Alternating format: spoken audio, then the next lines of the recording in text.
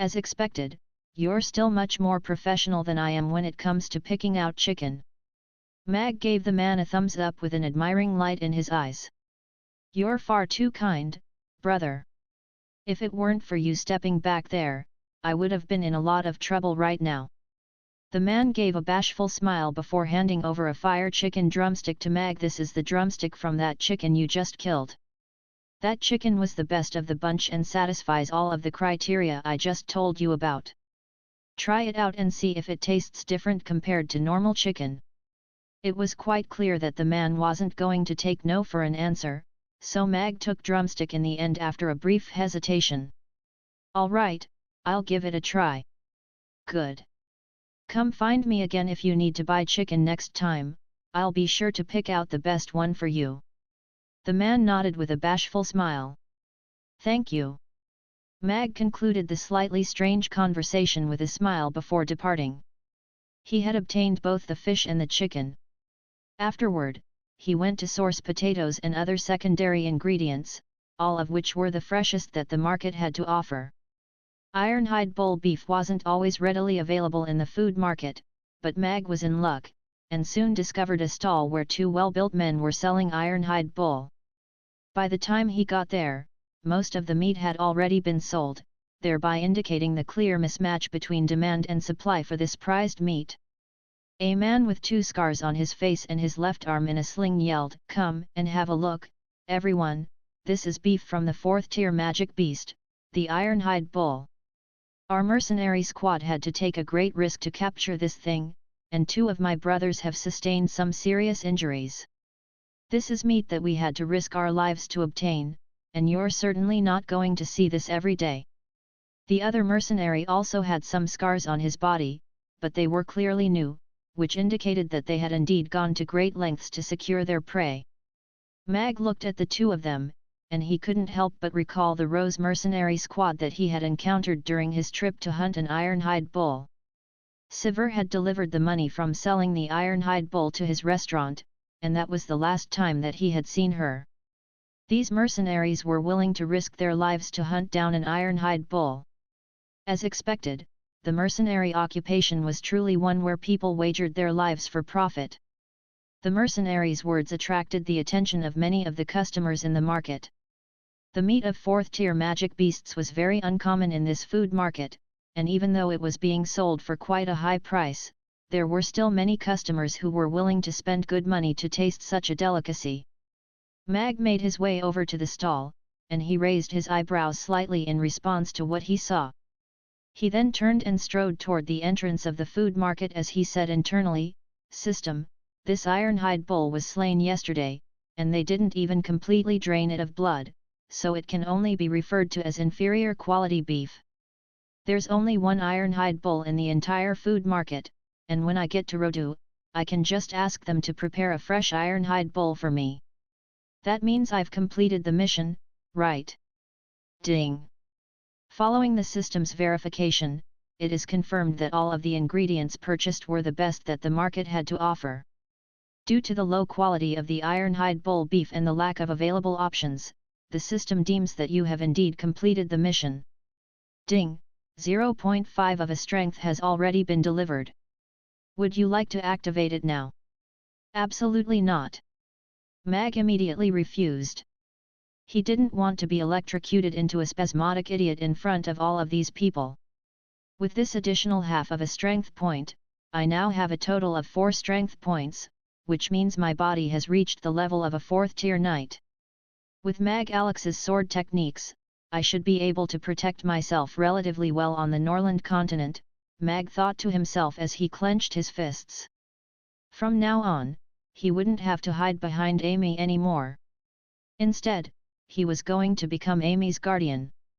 After exiting the food market, Mag went straight back to the restaurant. The time was just past 2 p.m., right in the quiet juncture between lunch and dinner. Mag had just poured a glass of water for himself when he heard the sound of knocking on the door. Mag put down the glass and opened the door, only to find Blower standing outside while holding Anna's little hand. "What brings you two here?" Mag asked with a smile. During this recent period of time, Blower would often bring Anna over for meals. The little girl was very clever and adorable, and had become one of Amy's good friends. Mag was also quite fond of her, but this clearly wasn't the time for a meal. "Boss Mag, I have to go out on a trip, and it'll be rather difficult to take Anna with me. She doesn't want to stay at the Elven embassy, either, so I could only bring her here. Would you be able to look after her for me for a few days?" Blower asked with a resigned expression. "Uncle Mag, I want to learn cooking from you. Is that all right?" Anna looked up at Mag with a determined expression. "Well," Mag looked at Anna, and then turned his gaze back to Blower. "This isn't my idea," she insisted on coming here. Blower shrugged in resignation. Mag turned back to Anna and looked into her eyes. Even though she was still very young, her eyes were filled with determination, and there seemed to be a light shimmering in them. "Anna, do you really want to learn how to cook?" Mag asked with a serious expression. "Yes." Anna nodded firmly without any hesitation. A smile appeared on Mag's face as he nodded, and said, "All right, if you want to learn, then you can learn cooking from me from today onward. I'll continue to teach you as long as you still wish to learn." "Thank you, Uncle Mag." Anna spread open her arms and threw herself at Mag. Mag squatted down and opened his arms as well before enveloping Anna in a gentle hug. He patted her back, and gently said, "Cooking is going to be very tiring and difficult, though, so you have to learn to persevere and be strong." "Yes, I will." Anna took a step back, and there were already tears shimmering in her eyes, but she nodded firmly and refused to let her tears fall. "Hat, she seems to be more interested in this guy than someone as absurdly handsome as me," Blower thought indignantly as he saw the admiration on Anna's face. "All right, come in and have a glass of water first. I have some things that I have to discuss with Blower." Mag carried Anna over to a nearby chair and placed a glass of water in front of her. He then ushered Blower over to the door, and whispered, "How long will you be away for?" "I'm going to journey to Rodu in half a month as well, and I can't take Anna with me, either. Barring any mishaps, I should be back within 5 days. If something happens, then I'll have to get you to permanently look after Anna." "I know that you're a good man, Boss Mag," Blower said with a carefree expression. "Why is a man like you trying to friend-zone me one?" Mag rolled his eyes as he looked at Blower for a while before shaking his head as he said, "I'm only going to give you 6 days. All right." Blower smiled as he waved farewell to Anna, and said, "Goodbye, Anna." "Bye-bye." Anna also waved farewell to Blower in response. One in China, getting a good guy card, in other words, being told that you're a good guy is one of the ways to friend-zone men. You're a good guy, but... Mag and Anna sat with a glass of water between them and stared at each other in silence for over 10 minutes. In the end, Anna couldn't help but break the silence. "Uncle Mag, are we going to start cooking now?" "Yes. Cooking is a craft that will take a long time to master. You haven't learned cooking before, so we'll start off with some cutting skills. Those skills will lay the foundation for your cooking." Mag nodded in response. It was not going to be an easy task to teach a 5 or 6-year-old little girl who had never even held a chef's knife before.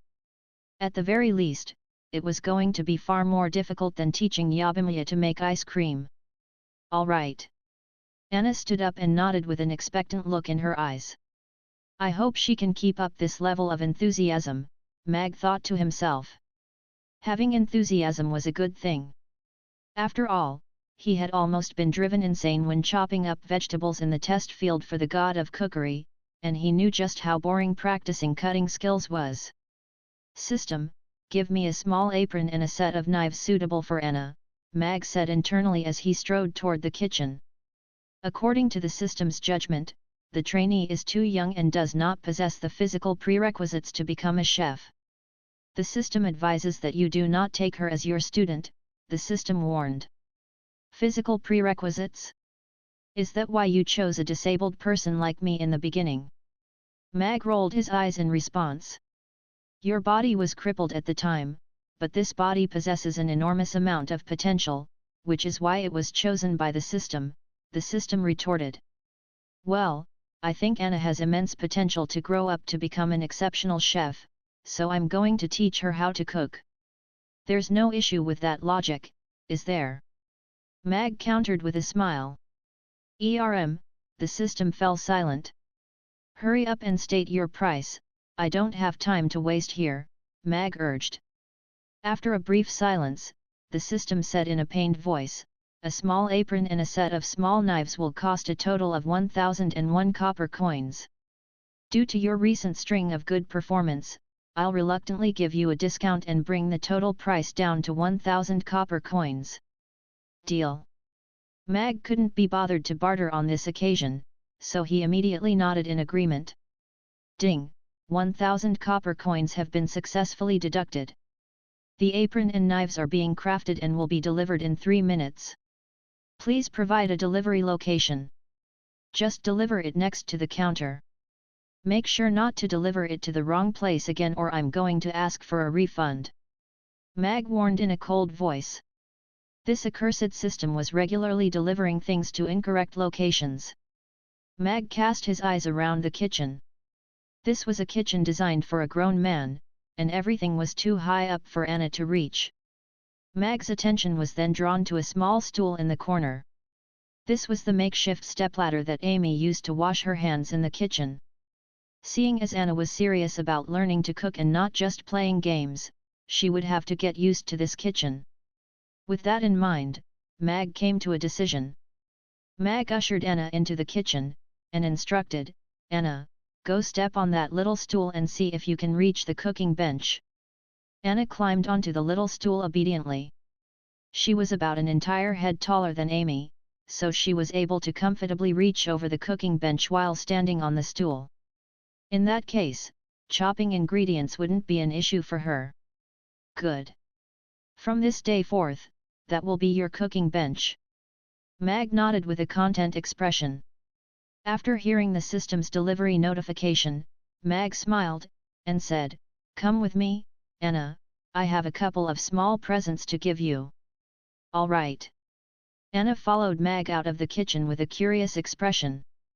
Mag pulled out a small pink apron and an accompanying pink hairnet from beside the counter. They're so beautiful. Anna's eyes immediately lit up at the sight of the apron and hairnet in Mag's hands. There's going to be a lot of splattering oil in the kitchen, so we need to wear aprons at all times in order to keep our clothes clean. Try it on and see if it fits, Anna.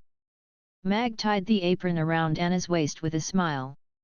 Anna was wearing a small blue dress, which complemented her pink apron very well. After having the pink hairnet slipped over her little head, Anna was starting to look very much like a little chef. It looks very good, and fits you really well too. Mag nodded with a content expression. Thank you, Uncle Mag. Anna looked down at the little apron, and a smile appeared on her face. Aside from the apron and the hairnet, I also have another present for you. Mag pulled out a dark brown wooden box from beside the counter before squatting down in front of Anna and removing the lid on the box. Wow! The shiny knives were reflecting a lot of glare, but Anna's eyes were wide open as she stared unblinkingly at the small knife set within the box. Are these really all for me? Anna looked up at Mag with disbelief in her eyes. Of course. Owning a knife set of your own is your first step to becoming a chef. Mag nodded with a smile. Thank you. Thank you. Tears immediately welled up in Anna's eyes as she bowed deeply toward Mag. I'm super strict when it comes to cooking, so you won't be thanking me for too long. Mag patted her little head with a smile. This little girl had such good manners that he couldn't help but be fond of her. No way. I'll be sure to learn to the best of my abilities. Anna shook her head with an earnest expression as she hugged the box of knives tightly to her chest. Then let's start with basic cutting skills. Cutting skills are the skills required to cut ingredients into specified sizes. For example, in the Yangzhou fried rice, all of the ingredients have to be cut to the same size as grains of rice. Mag opened the fridge and looked at Anna before closing the fridge again. He brought out 2 of the potatoes that he had purchased earlier from the food market and washed them before placing one of them in front of Anna, while the other was placed on the chopping board in front of him. He pulled out a knife from the rack, and smile on his face was replaced by a serious expression as he said, "Now, we're going to chop this potato into rice-sized pieces. How do we do that?" Anna stood on the little stool and looked up at Mag with rapt focus. It was incredible to her that such a large and round potato could be chopped into rice-sized pieces. "Look carefully." Mag picked up his knife and brought it downward, cutting off a thin slice of potato. This was immediately followed by a second and a third slice, and slices of potatoes of a completely identical thickness appeared on the chopping board, looking as if they had been precisely measured by a ruler before being cut by a machine. The knife clattered onto the chopping board in a rhythmic motion, and while the speed of the slices wasn't very fast, it created a mesmerizing and comforting rhythm. Soon, all of the thin slices of potatoes were chopped up into strands, and then into rice-sized golden granules. "Wow, that was amazing!" Anna's eyes widened as she looked up at Mag with admiration shimmering in her eyes. At the entrance to the Elven embassy, Ingw looked up at the beautiful woman riding on horseback, and said, "Young master, you shouldn't make this trip back." "What do you mean? Isn't young Master Blower still in the embassy?" Blower looked down at Ingw with a carefree smile as he assured, "Don't worry, I'm just making a trip back. I might not even do anything. Maybe I won't even bump into them. Young master, if your cover gets blown, not only will those bastards not allow you to leave, there will be many people from the elven race who will be after your life. That'll be really bad for our Baybilly family as well." Ingw was still very concerned. "Don't worry, even if I die, I'll make sure not to drag the family into this." Blower raised a hand and tightened his legs on either side of his horse, upon which the horse raced into the distance. Ingw stood in front of the door for a long while before heaving a forlorn sigh. "If I were 300 years younger, I'd probably go with him." Receiving praise for his dishes was already a run-of-the-mill occurrence for Mag, yet there were very few people who were able to appreciate the way in which he cooked.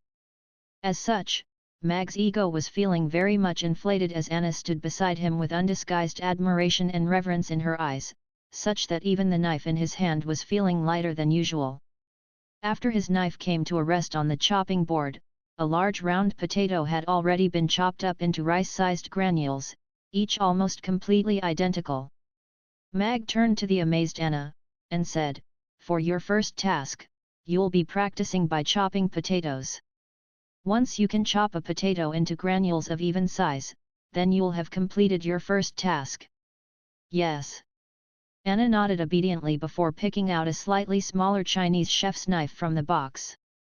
She pressed her small hand over the potato before carefully extending her knife toward it.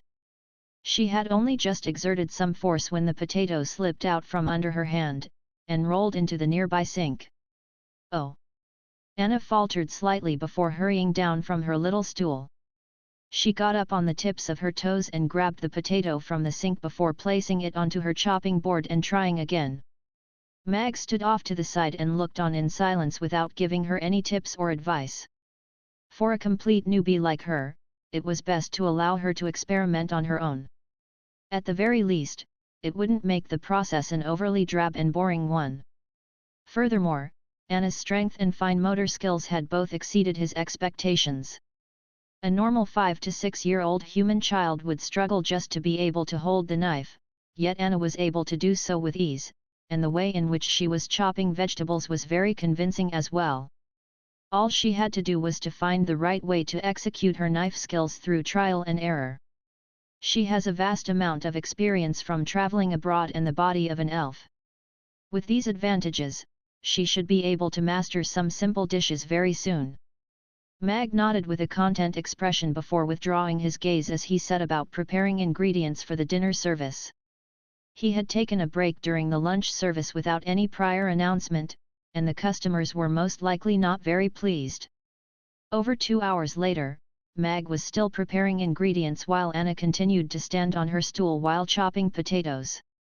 A small mound of potato granules had already built up on the large plate next to her, and the granules were all quite uneven in size. However, it could be seen that there was a forming trend, which was that the size of the potato granules was slowly becoming more even. The improvement was quite noticeable. Yabimiya stood at the entrance of the kitchen, and said, "Anna is so impressive. She's already been chopping potatoes for an entire afternoon, and she's still persevering. She really is. If it were me in her shoes, I probably wouldn't even be able to last a single potato." There seems to be an immense amount of energy within the small body of this little girl. Sally also wore a gratified smile on her face. Boss Mag was a really kind person, and if Anna could continue to persevere under his tutelage, she would definitely be able to become an exceptional chef in the future. If she could attain widespread acknowledgement for her cooking skills in Chaos City, then she wouldn't have to worry about being captured and forced to go back to the Wind Forest. Mag looked at the pile of potato granules on the plate and nodded with approval. At the same time, he was feeling rather embarrassed as Anna's cutting skills had already far outstripped his level of proficiency with a knife in his past life. It appeared that this was the difference that inherent aptitude made. "Father, I'm back." The sound of knocking on the door and Amy's voice erupted from outside. Ugly Duckling, which was sleeping on the counter, immediately opened its eyes before sliding onto the ground and rushing to the door.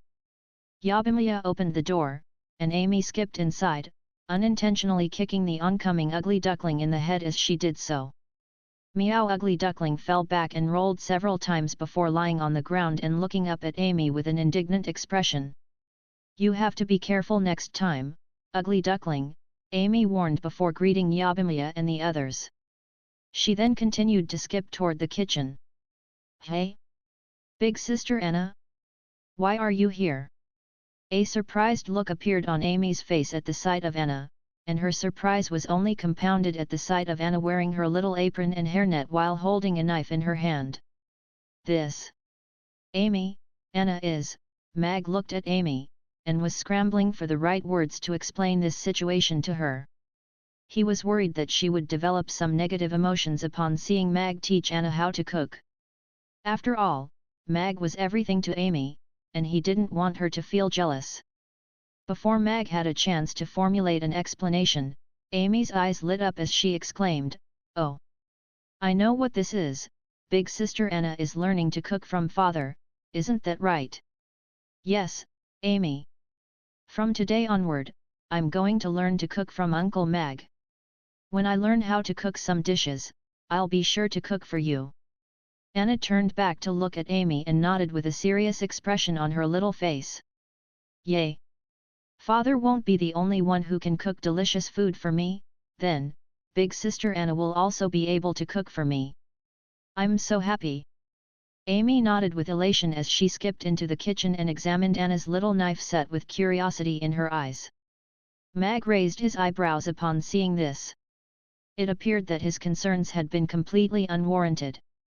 The two little girls had become such good friends that there was simply no degree of jealousy that could exist between them. "Amy, do you want to learn to cook with me as well? Cooking is really fun." Anna turned to Amy with an expectant look. Mag also turned to Amy upon hearing this. He had thought about getting Amy to inherit his cooking skills, but it had always appeared that Amy was far more interested in eating than cooking. As such, he never mentioned this to her as he didn't want to pressure her into doing anything against her will. "I feel like with you and father both cooking, there has to be someone who's responsible for eating. If I learn to cook as well, then no one would be responsible for eating, and that would be a waste. Hence, I've decided not to cook, I'll be responsible for eating instead." Amy shook her head firmly. Anna contemplated this arrangement for a while before nodding as she said, "That does sound like it makes sense." As expected, this little foodie is always able to convince others with her strange logic. Mag shook his head with a smile. He turned to look at the clock on the wall, and said, "All right, that's enough practice for today. Go and play with Amy, Anna. I'll call the two of you when dinner's ready. Amy, from today onward, Anna is going to live at our place for a few days. Take her upstairs and show her around, Mag said to Amy. Really? That's fantastic. Amy's eyes immediately lit up. She picked up Anna's hand as soon as the latter put down her knife, and led her outside with an elated expression as she said, Big sister Anna, I'll take you to my playground, then I'll take you to sleep on my little bed. Mag looked at the two little girls with a warm smile on his face. It was undoubtedly good news for him that the girls got along so well. After dinner, Anna and Amy went to play in the square while the restaurant prepared for the busy dinner service. Boss Mag, how could you take an unannounced break like this? I've been starving for an entire afternoon, so I'll have to order an extra bowl of Yangzhou fried rice to console myself. I know, right? I hurried over here during my lunch break today, but your restaurant was closed. You have to compensate me for my lost time, Boss Mag. I'm suddenly really glad that I was too busy to come here for lunch today. I'll get 2 steaks, 1 medium and 1 medium well, and I'll get the medium one first. As soon as the customers began to enter the restaurant, they all expressed their displeasure at the unannounced break the restaurant had taken earlier during the day. Mag merely smiled in response to these complaints. He had to condition himself to get used to complaints like this as he was going to have to take a much longer break to facilitate his trip to Rodu. The customers came and left, and the long line outside gradually shortened, yet business was still booming for the restaurant. A slightly antiquated horse-drawn carriage stopped in front of the restaurant, and Ian slowly disembarked. He looked at the extremely popular restaurant, and a smile appeared on his face as he said, I love these super popular restaurants with so many customers. If a restaurant doesn't even have any customers, then there's no point in trying out its food. Master, it looks like we'll have to line up. Should I talk to the restaurant owner to reserve the entire restaurant for the night? A middle-aged butler asked. I'm not the king, so why would I reserve an entire restaurant just to have a meal? You have to fix this habit of yours, Brooker. Ian chuckled as he made his way toward the restaurant and joined the end of the line. Yes.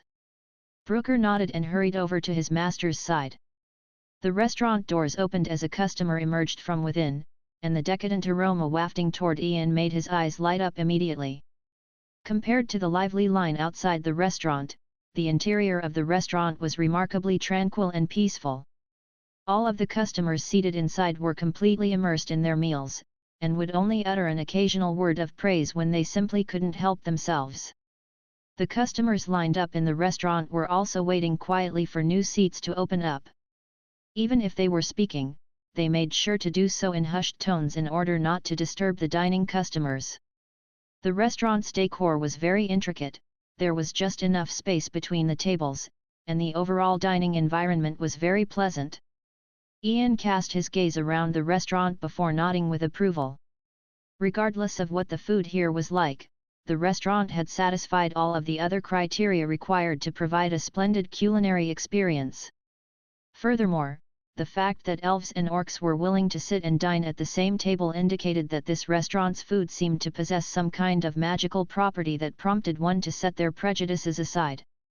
Ian waited for a while before the customers at several tables finished their meals almost at the same time, and Yabimiya made her way over to him and Brooker as she said, "Come on in. There are 2 seats that have just opened up over there." "Have a seat, Brooker," Ian said to Brooker, who was standing beside the table with his hands clasped behind his back. "I'm happy to stand here and serve as you eat, Master," Brooker said as he bowed his head slightly. "I'm not so old and useless yet that I need someone to feed me." Ian chuckled. Brooker hesitated momentarily before sitting down across from Ian. However, he made sure that only one of his butt cheeks came into contact with the seat so he could stand up and serve Ian at a moment's notice. "Here is our restaurant's menu. You can have a look and see what you'd like to eat." Yabimiya handed a menu over to Ian. At the same time, she had noticed that this old man was rather interesting and seemed to be quite an esteemed figure. "All right, let me have a look." Ian opened the menu, and his eyes lit up at the sight of the beautiful images of the dishes laid out before him.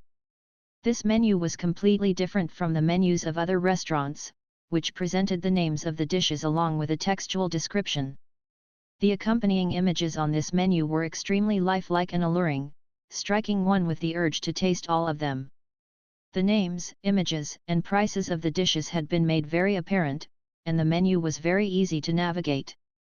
For a restaurant of this scale to charge such high prices yet still be so popular indicates that the food here must indeed be very good. Ian nodded to himself as he scanned through the prices on the menu. "I'll get a black pepper steak and a savory tofu pudding." Ian closed the menu before handing it to Brooker as he said, "Brooker, you pick something for yourself as well." Brooker flipped open the menu, and was rather stunned by the prices being charged. After a brief hesitation, he said, "I'll get a Yangzhou fried rice and a sweet tofu pudding." "Certainly." "Sir, may I ask how you would like your steak cooked?" Yabimiya asked Ian with a smile. "What do you suggest for an old man like me?" Ian asked with a smile. "You look very healthy for your age, so I'm sure you'll be able to handle anything. The medium steak will be more tender, while the medium rare steak will be slightly tougher, and the medium rare beef will have a stronger flavor. You can pick any of those based on your own tastes," Yabimiya introduced with a smile. "Then I'll get a medium rare steak. I like my food with a harder texture," Ian decided with a nod. "All right, please wait for a moment." Yabimiya nodded as she made her way into the kitchen. "What kind of nonsensical policies has Jeffrey implemented? This half-dragon waitress's serving attitude and quality are far superior to that of the average waiter.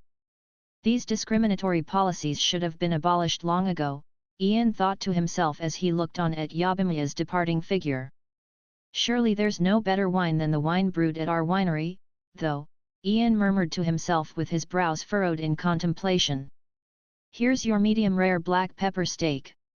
A short while later, a steak was placed in front of him.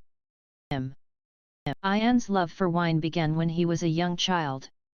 His father was a leather shoe craftsman, who, following the conclusion of the war among species, established a small shop for himself in Chaos City, where he would make custom-made leather shoes. At the end of every month, he would buy a bottle of wine and place it on the high windowsill, drinking only a small glass before bed every night. As a young child, Ian was extremely curious about the reddish-purple liquid in the bottle. Finally, when his father was out running an errand one day, he carefully clambered onto the windowsill and drank half a glass of wine for himself. The wine was sold at several dozens of copper coins per bottle, and the flavor was slightly sour and bitter. There were still traces of unfiltered grapes in there, and it was a very mediocre wine brewed by a small winery. However, at the time, Ian felt as if that was the best thing that he had ever drunk. It was as if a whole new world had been opened up to him. The young Ian had a very low alcohol tolerance, and fell asleep on the ground after drinking just half a glass of wine. After his father got home, he gave Ian a thorough beating. However, that didn't discourage Ian from his pursuit of wine. Ever since then, he had played a game of hide-and-seek with his father over his bottles of wine spanning many years. This continued all the way until he was able to purchase a bottle of wine for himself and share it with his father without having to hide anything. As such, when people asked why he had founded Buffett Banks, his reply would always be, "Because I wanted to be able to buy wine for myself." It was this simple, almost childish wish that gave rise to a colossal business empire. After the bank had begun raking in significant profits, he dedicated a proportion of those earnings to building a winery. He had always been of the opinion that there was still potential for wine to improve, so the Buffett Winery was born. This was an investment that had drawn much ridicule from countless people. It only became a profitable business in its 20th year, yet by its 30th year, it had already become one of the most renowned wineries on the entire Norland continent. The wine produced by the Buffett Winery was referred to as liquid gold, and it was still immensely popular despite its lofty prices. Even the imperial family of the Roth Empire would spend vast amounts of money to purchase a batch of wine from the Buffett winery every single year. Ian was very serious about wine. Only 3 barrels of the V-grade premium wine were produced by the Buffett winery every year. One of them would go to Shear, while the remaining 2 were sent to Ian. This was the best wine in the world, with no other wine able to compete with it. Even the king of the Roth Empire and the queen of the Elven race had never tasted wine of such premium quality. However, as Ian turned his attention to the steak before him and took a whiff of the rich aroma wafting toward him, his eyes immediately widened with surprise. The aroma of the wine is extremely rich and complex. And this is only after the beef has been cooked, so a lot of the wine's fragrance would have already evaporated. It's incredible that the fragrance could still be so potent. Ian wore an incredulous look on his face. During the construction of the winery, he would visit it almost every day, guiding it toward greater heights as there was no one in this world who knew more about wine than he did. No, if it's just this much, then it's still not enough. Ian shook his head slightly.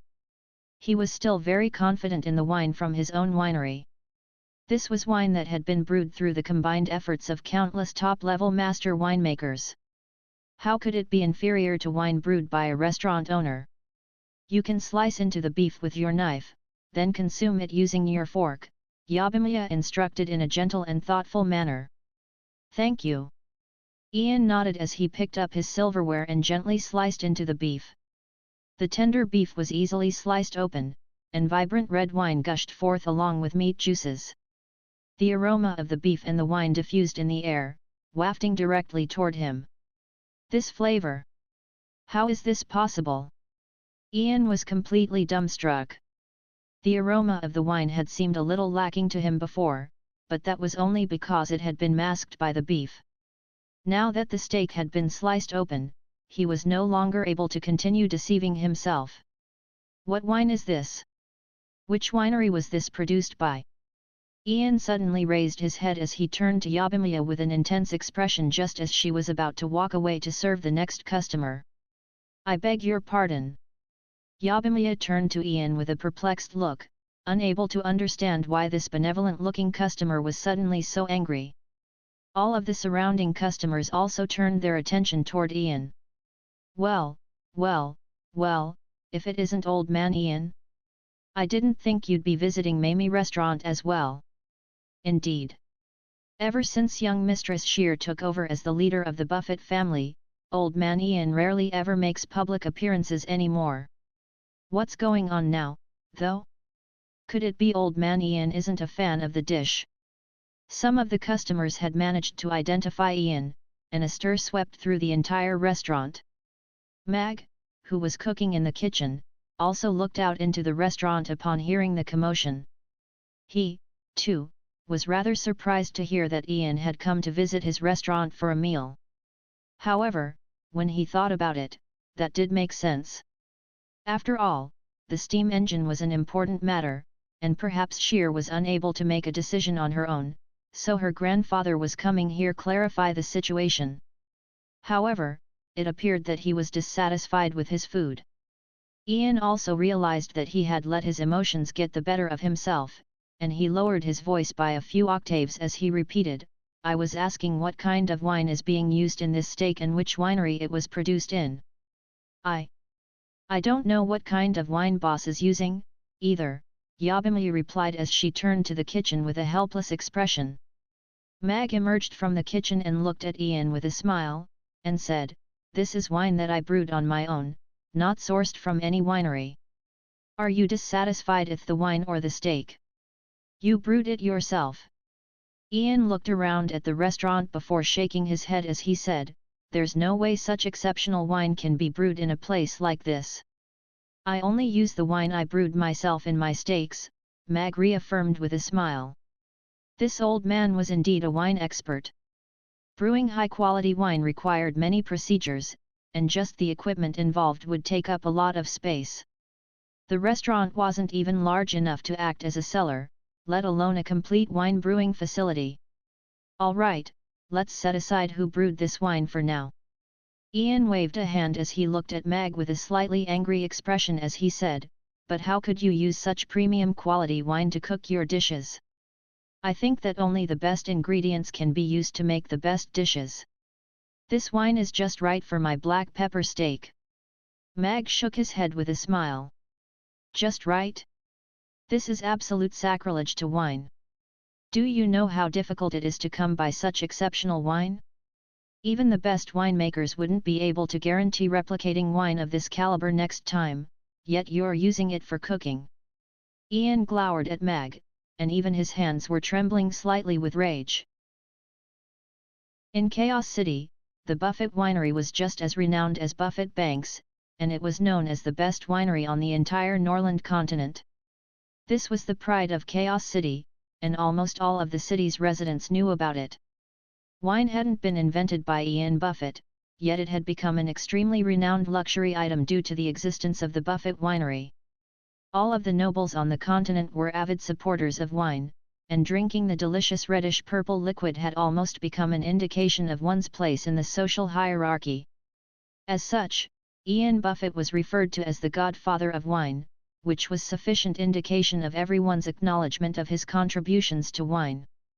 And now, Ian was glowering at Mag like an enraged old lion, all because of the wine that Mag was using to cook his steak. Just where did Boss Mag get this wine from? It's not every day that you get to see old man Ian get so angry. I knew immediately after tasting this steak yesterday that the wine used was of an extraordinary caliber. It appears that old man Ian shares my opinion. Stop flattering yourself. Setting everything aside, the fact that Boss Mag is willing to use such precious wine to cook steak is sufficient indication of his attitude toward food. We're all extremely fortunate to be able to sample such a delicious dish for 1,500 copper coins. All of the customers discussed among themselves in hushed tones while appraising Mag and Ian with curiosity in their eyes. Old man Ian was renowned for being a cultured and benevolent man, so it was extremely rare to see him so flustered and enraged. In order to make the most perfect steak, I must have the best beef, wine, and black pepper. I only use the best of the best ingredients in my dishes, so I don't think I'm committing sacrilege or blasphemy against wine. In my eyes, wine is merely a precious ingredient, just like the beef and black pepper used. Mag looked into Ian's eyes with a serious expression on his face. He had thought that the old man was coming here to test him and negotiate a deal regarding his steam engine, but it looked as if Ian was more interested in smashing up his restaurant. But then again, if his father from his past life were in this old man's shoes, his reaction would most likely be quite similar. The more a person loved wine, the more opposed they were to seeing good wine being wasted. Of course, in Mag's heart, this wine certainly wasn't being wasted on his steak. Without such premium wine, how would he be able to cook such exceptional steak? Cooking good food was his main priority, after all. All good wine has soul. How could you compare it to beef and black pepper? Ian glared as he waved a hand at Mag, and said, "Get me a bottle of the wine you used. How much of it do you have left in your restaurant? I'll take all of it and pay the same price as for the most expensive wine brewed by the Buffett winery." All of the customers drew sharp breaths upon hearing that. The most expensive wine sold by the Buffett winery could reach the price of 200,000 copper coins per bottle, and that was the price charged directly by the winery. After switching hands a few times on the market, the price could swell to 300,000 copper coins. Even at that price, there was still an extremely limited supply. Mag shook his head with a smile, and replied, "I don't have much wine in the restaurant, so I'm only going to use it to cook my steaks. I'm not selling it individually. Do you know how much the most expensive wine from the Buffett winery is sold for per bottle? If you sell me just one bottle of wine, you'll be earning the equivalent of what you get from selling 200 steaks. You'll be using much more than a single bottle of wine to marinate 200 steaks. You're going to get struck by lightning if you keep wasting such exceptional wine." Ian was getting even more enraged. He had thought that this restaurant owner would be quite an intelligent man, but it appeared that he was an absolute idiot. Once again, I'm not going to sell my wine individually, so please do not force the issue. If you'd like an alcoholic beverage, our restaurant provides beer, and you can order as much of it as you like. If there's nothing else you'd like to speak to me about, then I have to go back to the kitchen now, my customers are still waiting for their dishes. Mag nodded before turning back to the kitchen in a rather rude manner. Old Man Ian offered 200,000 copper coins for one bottle of wine, but Boss Mag still rejected him. There aren't many people in this world that I admire, but Boss Mag is now one of them. He's a true man and a true chef. Indeed. How can those chefs that charge extravagant prices for shoddy food even compare to Boss Mag? He's using wine that's worth 200,000 copper coins per bottle to marinate steak, and he's only charging us 1,500 copper coins per steak. I'd like another black pepper steak, please. The entire restaurant erupted into a frenzy at the sight of Mag's departing figure. At the same time, everyone was filled with an even higher level of awe and respect for him. Get back here, you little bastard! Ian abruptly rose to his feet, and was about to charge toward Mag Master. Master! Please calm down. This is not something worth getting angry about. Brooker immediately stood up and held Ian back. He couldn't even remember the last time he had seen his master get so angry. Master, maybe this wine only has a rich aroma, but is lacking in flavor. I, for one, don't believe that there could be better wine than the wine produced by our Buffett winery. Also, no matter how you look at this place, it simply can't possibly have the facilities required to brew exceptional wine. Perhaps he was able to use some tricks to enhance the aroma. He's a chef, after all, so it's very plausible that he could have some special tricks up his sleeve. Ian looked at Brooker and calmed down slightly upon hearing this as he sat back down in his chair. Brewing wine is an incredibly technical procedure. Without several decades of experience, there's no way that anyone can brew good wine. He's a chef, not a winemaker, so you could be right, Brooker. Also, I've never heard of using wine in cooking. I can't imagine this steak would be any good. Ian looked at the steak before him, which was giving off a delectable aroma, and hesitated momentarily before slicing off a piece and having a taste. He gently chewed down on the steak, and delicious meat juices immediately gushed into his mouth. The fragrance of the black pepper complemented the beef to perfection, and the delicious flavor dancing on the tip of his tongue put an involuntary smile on his face. This flavor was simply incredible. He wasn't an avid foodie, but the chef at the Buffett Manor was most definitely one of the best chefs in Chaos City. However, he had never tasted beef anywhere near as delicious as this steak before. After chewing and savoring the beef carefully, Ian's expression abruptly changed. Aside from the amazing flavor of the beef itself, the fragrance of the wine also blossomed in mouth, adding a new layer of complexity to the extraordinary flavor of the dish. This was a combination that was simply irresistible. The flavor of the beef wasn't drowned out by the black pepper in the slightest, yet the black pepper featured prominently in the dish, taking the flavor of the beef to the next level and also contributing a unique texture to the dish. Furthermore, this wine was the richest and most delicious wine he had ever tasted. Even the flavor of the beef and the black pepper was unable to drown out its incredible fragrance. In contrast, the V-grade wine produced by the Buffett winery, of which only 3 barrels were brewed per year, was far inferior. The steak was completely impeccable, and entirely tipped Ian's perception of beef on its head. He felt as if every single cell in his body was dancing with joy. He had been completely won over by this phenomenal flavor.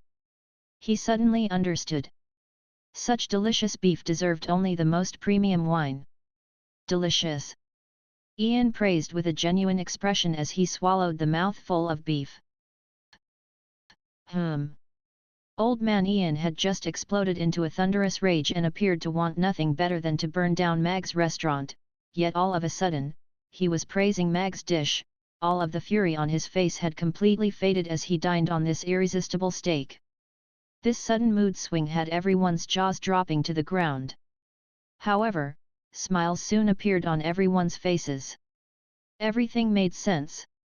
After all, anyone who tasted Mag's food revered him as a chef god, so who would dare to get angry at him? If he were to ban someone from his restaurant for disorderly conduct, it would be a massive loss for them. In the kitchen, a smile had also appeared on Mag's face. He was confident in the ability of his cooking to dispel all doubts and judgment. Aisha, you were spot on with your delicious premonition again. I'm pretty sure you have a 100% success rate there. Yabimiya nudged Sally's arm with a vibrant smile on her face. This is the voice of the heart, and it can't be repressed. Sally also wore a smile on her face.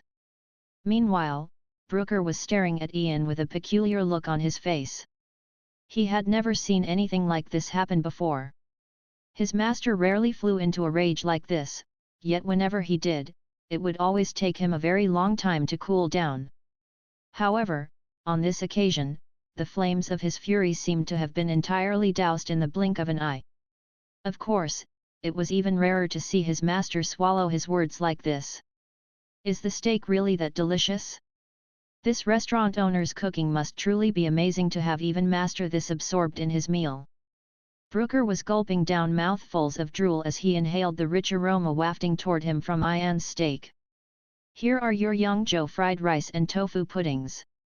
Please enjoy. Right at this moment, Yabimiya made her way over to their table with a Yangzhou fried rice and 2 tofu puddings, one sweet and one savory. Thank you. Brooker nodded absent-mindedly in response. His attention had been completely drawn to the colorful fried rice on the table before him. Even though the aroma emanating from the fried rice wasn't as rich as that of the steak, there seemed to be more complexity in the aroma from the multitude of ingredients in the dish.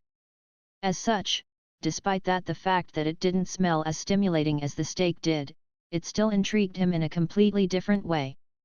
All of the ingredients had been chopped to the same size as the grains of rice, yet there was clear separation between every single grain of rice and secondary ingredients, creating a very clean and beautiful sight to behold. Brooker had never seen any dish like this before, and its irresistible aroma prompted him to pick up his spoon as he tasted his first mouthful of fried rice. The freshly cooked fried rice was still quite hot, but Brooker paid no heed to the slightly scorching sensation in his mouth as he basked in the overwhelming joy that his taste buds were experiencing. The fragrance of chopped green onions and eggs tickled his nose, the texture of grain-sized shrimp and ham was so smooth, and the egg-coated rice had a sweet flavor after being chewed well. Taste of every ingredient melted in his mouth and tickled his taste buds. Even when it was all swallowed, his mouth was still full of aroma. This is incredible. How can there possibly be such delicious food in this world? Is this really rice? After looking at the menu previously, he'd discovered that the Yangzhou fried rice was one of the cheapest dishes.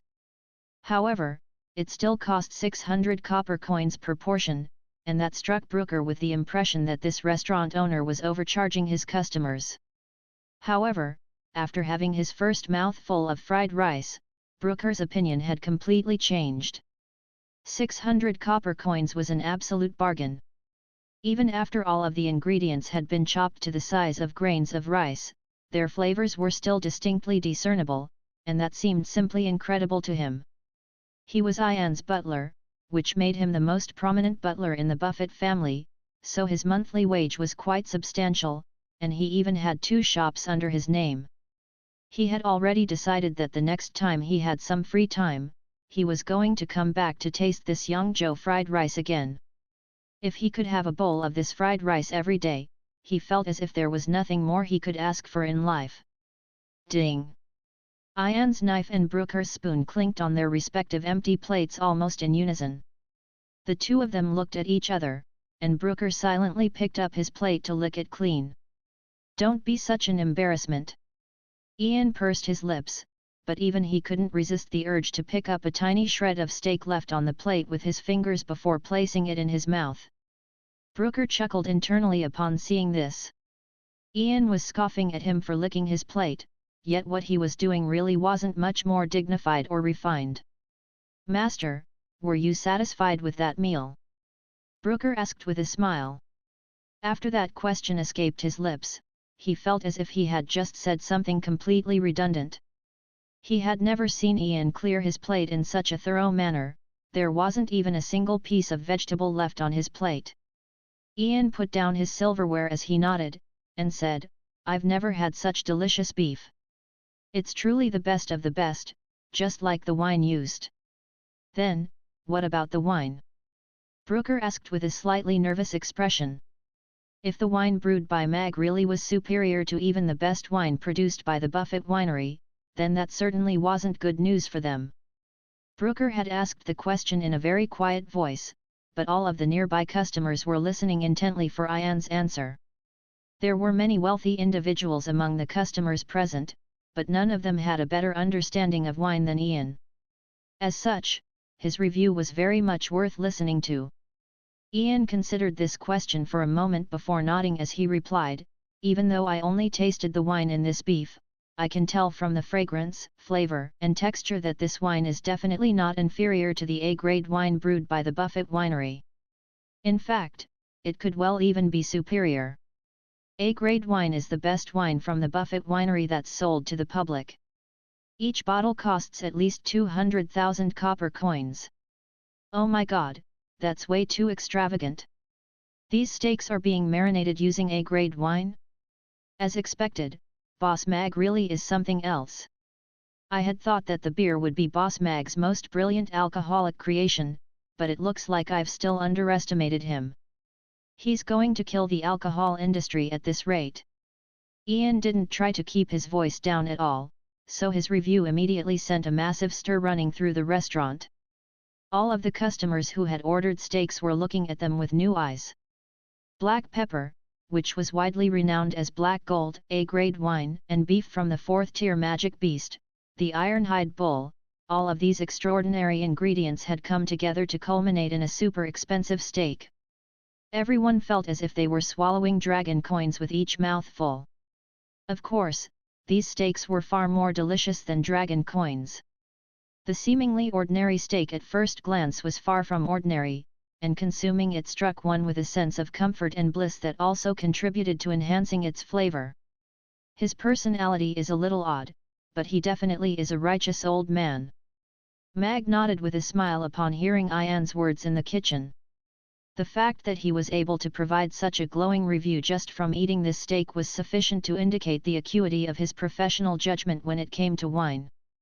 "Master, here's your savory tofu pudding." Brooker set the steak plate aside and replaced it with the savory tofu pudding that Ian had ordered.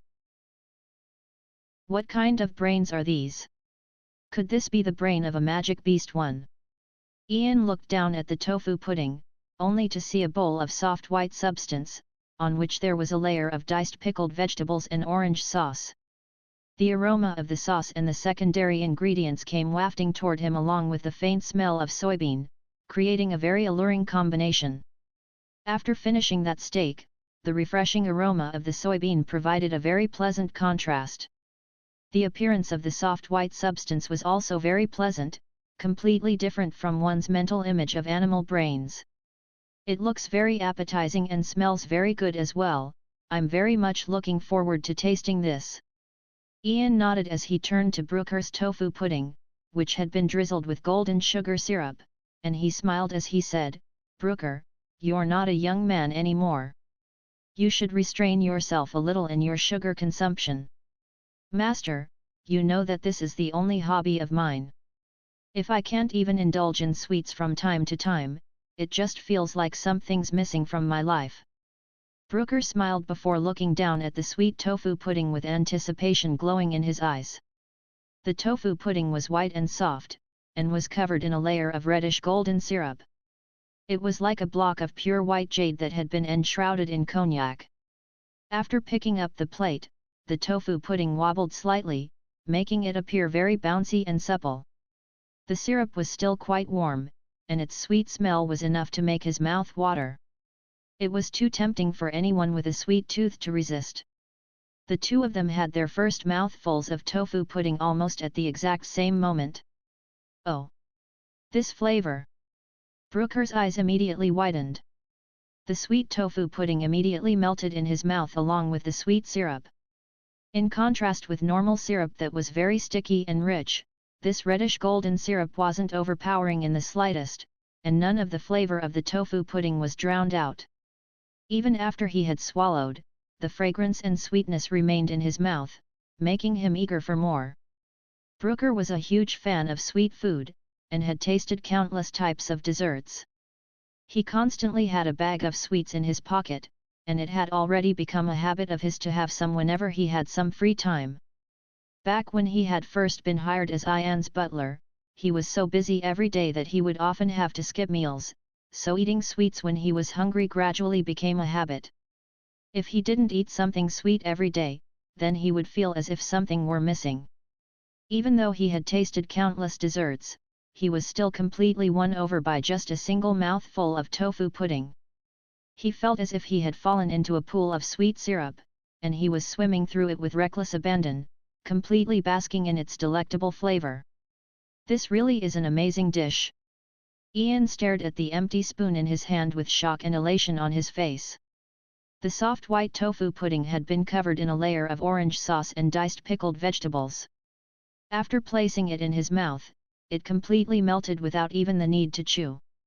The sweet and fragrant tofu pudding combined perfectly with the pickled vegetables and sauce, creating a brilliant storm of flavors that wreaked havoc in his mouth. However, after swallowing the tofu pudding, the faint fragrance of soybean left behind only a refreshing aftertaste. It was an indescribable pleasure to taste this refreshing and delicious tofu pudding after eating the impossibly rich and flavorful steak. The sound of spoons clinking against bowls rang out over and over again as the two of them scooped spoonful after spoonful of tofu pudding into their mouths, completely unable to stop eating. Sweet tofu pudding is the king of all desserts. I've never had any dessert with such an incredible flavor before. This dish is absolutely irresistible. Brooker licked his bowl clean before staring at it with amazement and satisfaction, feeling as if he had found the meaning of life. Ian put down his bowl and shook his head as he turned to Brooker. You should taste the savory tofu pudding first before you say that. Sweet tofu pudding is an absolutely blasphemous concept. Tofu pudding should only be eaten as a savory dish, not wasted as a dessert. With all due respect, Master, I have tasted countless desserts in my lifetime, and this sweet tofu pudding ranks high above all of them, so please do not insult it. Brooker looked at Ian with a serious expression, and said, also, the slightly sweet flavor of the tofu pudding can only be enhanced to the maximum extent by this sweet syrup. I think this is the only right way to eat tofu pudding, and that making it into a savory dish would be ruining the flavor. As your boss, I must be responsible for instilling within you the correct values. Tofu pudding must be eaten as a savory dish. Ian looked at Brooker with a stern expression. Master, you are indeed my boss, but nothing you say can shake my loyalty to sweet tofu pudding. I am willing to live and die by my sweet tofu pudding.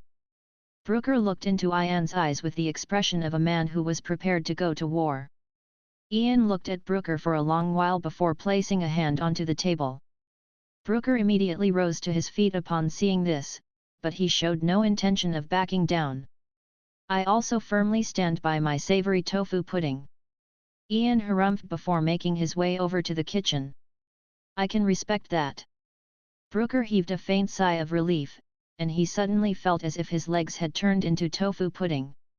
He had been serving Ian for several decades, and this was the first time he had ever objected to anything that his master had said.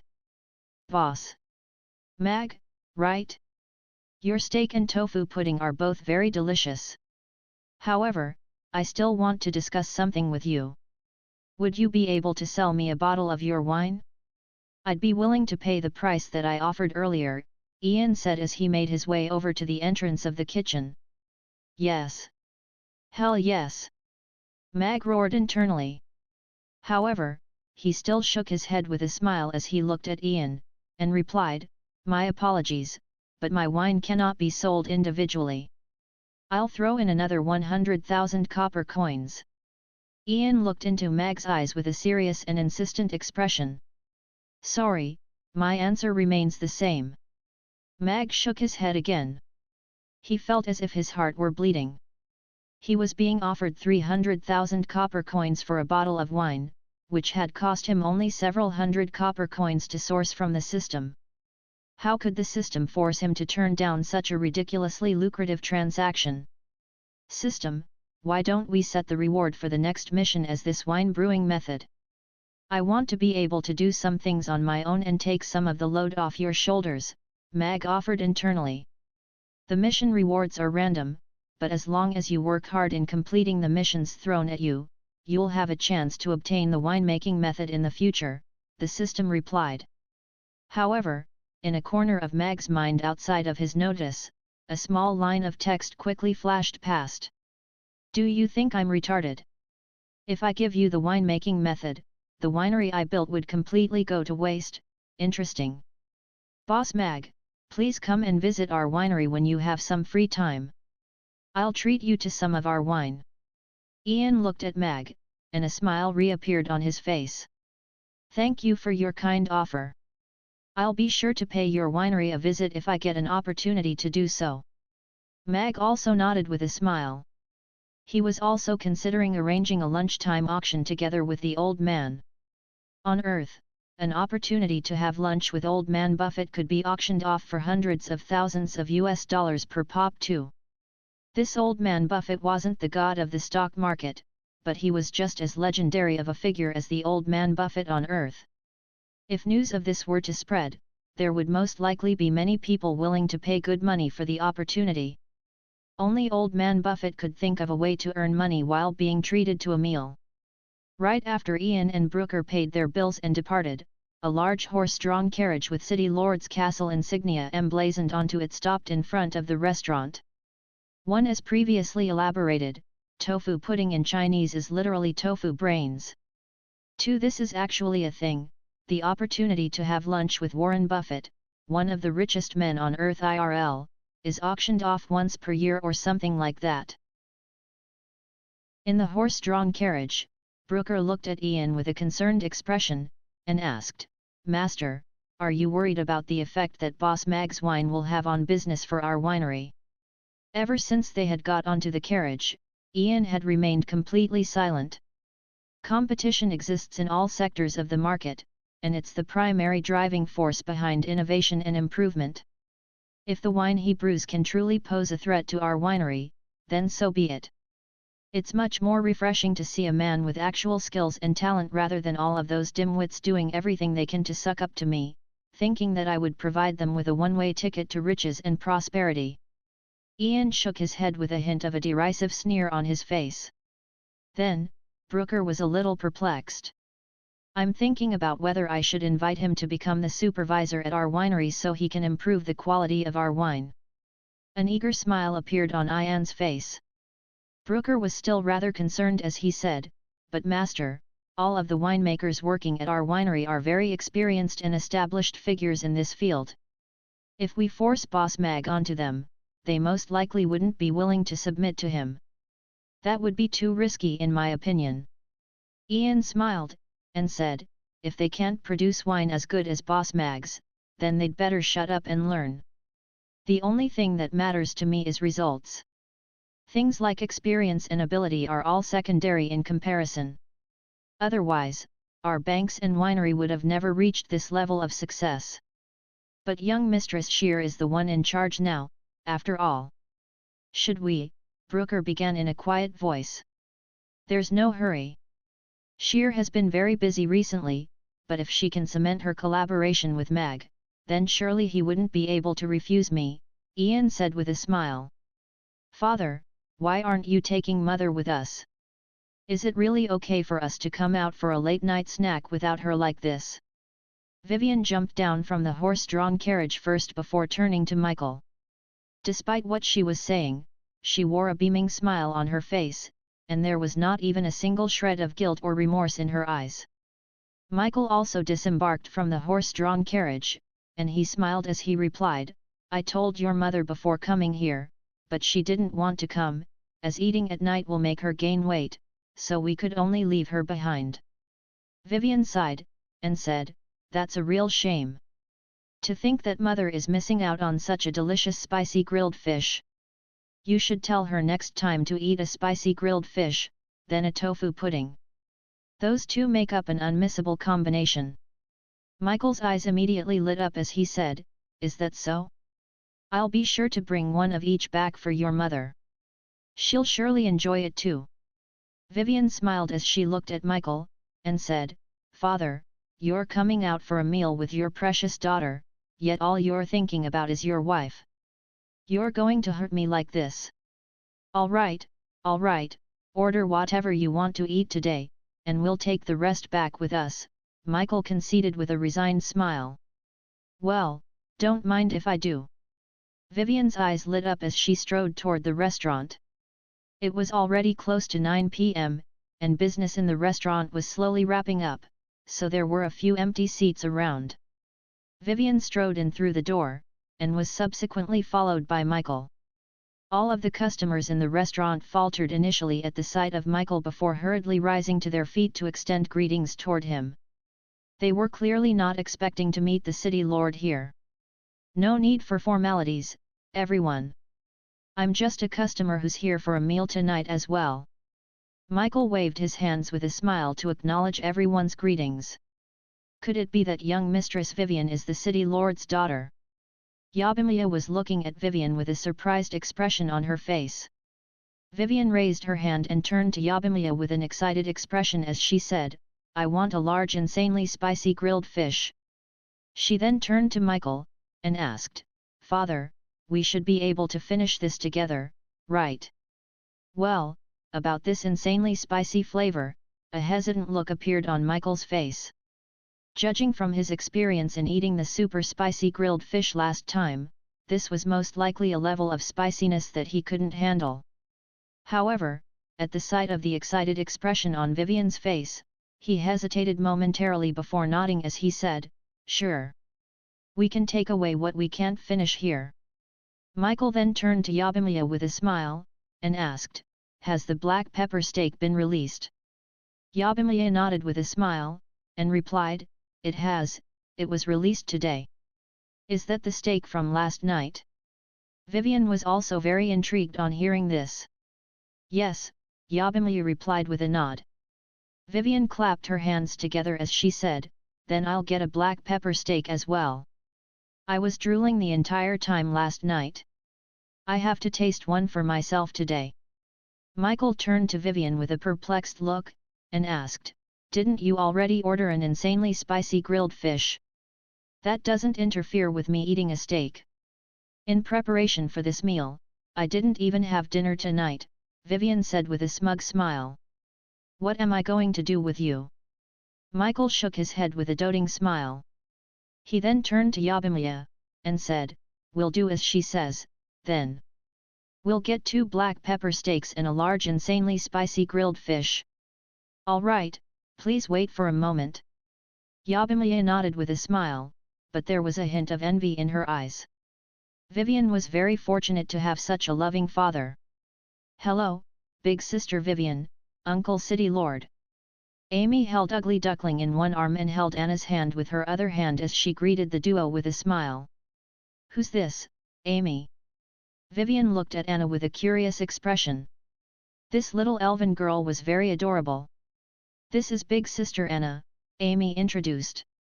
Mag looked at the 3 conversing girls, and then at Michael, the straightforward and righteous city lord, whom he liked quite a bit. He was wondering whether he was here just to enjoy a late-night meal with his daughter, or if he was actually here for the steam engine. The 2 black pepper steaks were brought out first. "Oh! This is amazing!" A blissful smile immediately appeared on Vivian's face as she tasted her first mouthful of steak. Michael also had his first mouthful of steak, and he couldn't help but praise, "It's even better than it was yesterday." As expected, Boss Mag can perform even better in his own restaurant. Beat lost fair and square. After finishing their steaks, a massive spicy grilled fish was placed before the 2 of them. It almost stretched across the entire table. The scorching waves of spiciness wafting toward them prompted Michael to reflexively shuffle his chair back. Just the aroma alone was making his eyes water. This wasn't a normal level of spice, this really was insanely spicy. Oh! It smells so good! In contrast, Vivian poked her face closer to the fish with an excited expression, and even went as far as to fan the scorching air toward herself with her hand. A content expression appeared on her face as she picked up her chopsticks. Only after dipping a piece of fish in the spicy juices did she place it into her mouth and chew with a joyful expression. She then immediately had another mouthful of fish, and she simply couldn't stop. Is it perhaps not as spicy as it smells? Michael looked at Vivian with a curious expression, and hesitated slightly before emulating Vivian by dipping a morsel of fish in the spicy juices before placing it in his mouth. Oh! Michael's face immediately turned bright red, and it seemed as if jets of flames were about to erupt out of his widened eyes. Only after struggling for a long while did he manage to swallow that first mouthful of fish, following which he immediately turned to Yabimiya, and urgently said, "Get me a glass of beer with ice." Sure. Yabimiya quickly made her way toward the kitchen. She knew that the insanely spicy grilled fish was not something that everyone could handle. "Are you all right, father?" Vivian asked with a slightly mischievous smile on her face as she continued to dine on the grilled fish. Michael accepted the glass of beer that Yabimiya had brought him, and chugged down most of it in one go.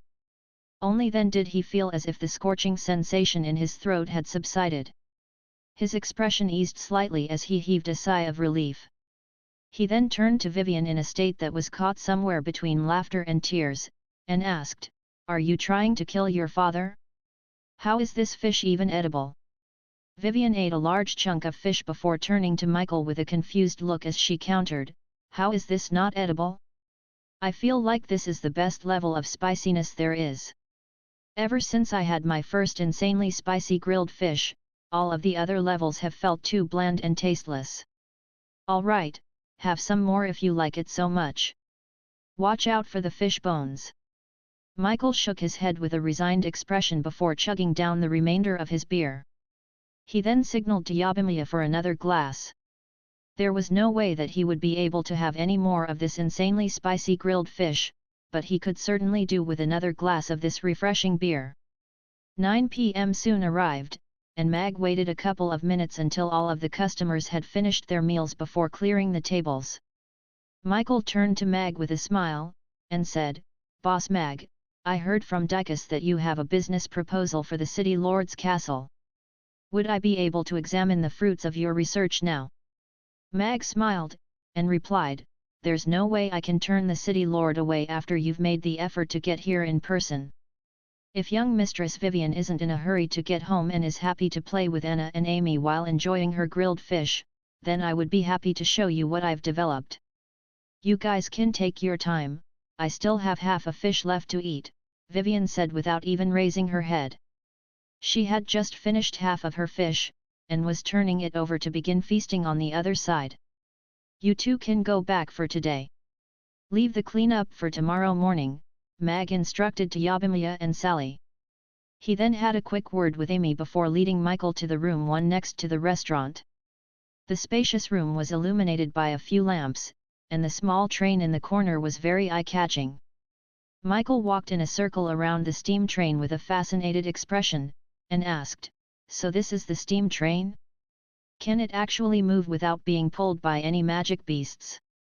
Mag opened the lid of the boiler and added some coal as he replied, "This steam train converts the thermal energy from the combustion of coal into a controllable form of kinetic energy. As such, it can power its own movement, and there's no need for anything to pull it. Also, this is just a miniature train, but many more carriages can be added to a full-sized one for more storage capacity. It only requires coal." Michael strode forward and picked up a piece of coal before crushing it into black powder. Sure enough, this really was a pile of coal. The steam engine can only run on coal at the moment, but if a more efficient energy source is discovered, that can perhaps be used as well. Mag didn't want to speak in definite terms, as this was a magical world, after all, so there could be better and cheaper alternatives out there. Michael looked at the steam train with an intrigued expression, and asked, "Can I try it out?" "Of course. Please board the train, City Lord." Mag nodded with a smile as he ignited the boiler. White steam began to billow out from the train's chimney, and he climbed onto the driver's seat, waiting for the barometer to reach a certain threshold before pushing the control shaft forward, upon which the steam train began to clunk forward.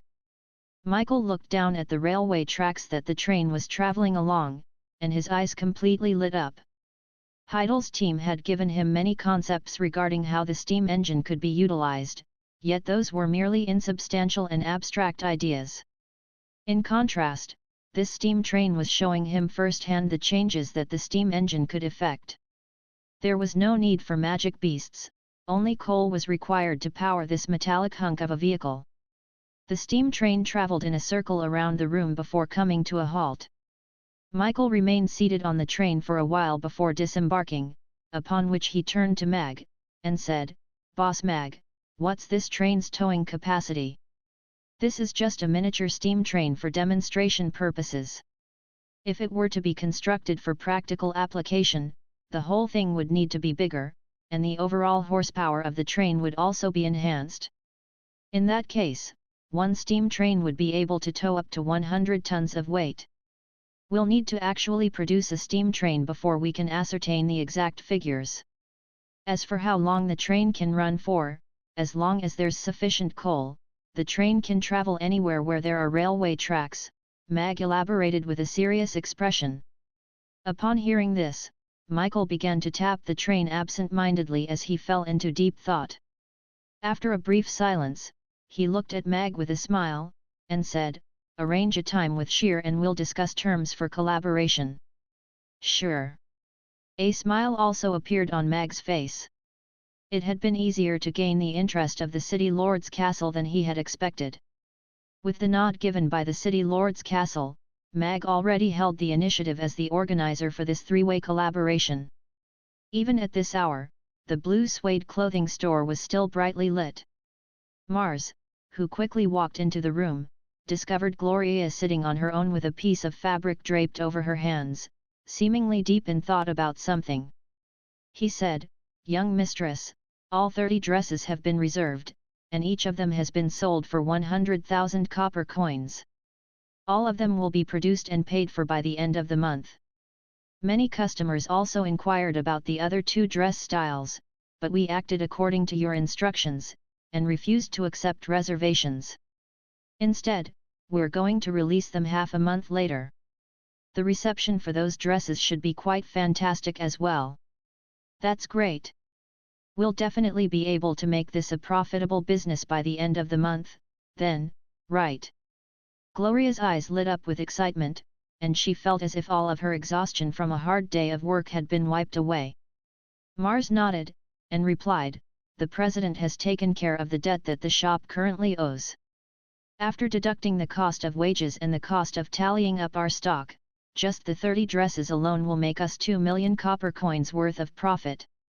Half a month later, the other 2 dress designs will also be released, and those should also fetch the store 500,000 to 1 million copper coins." Gloria put down the fabric in her hands, and a smile appeared on her face as she said, "The president sent me a letter today, telling me that if our profit for this month can exceed that of the forge that Cyril is running, then I'll become a board member of the Chamber of Commerce and be given the opportunity to take over even more businesses."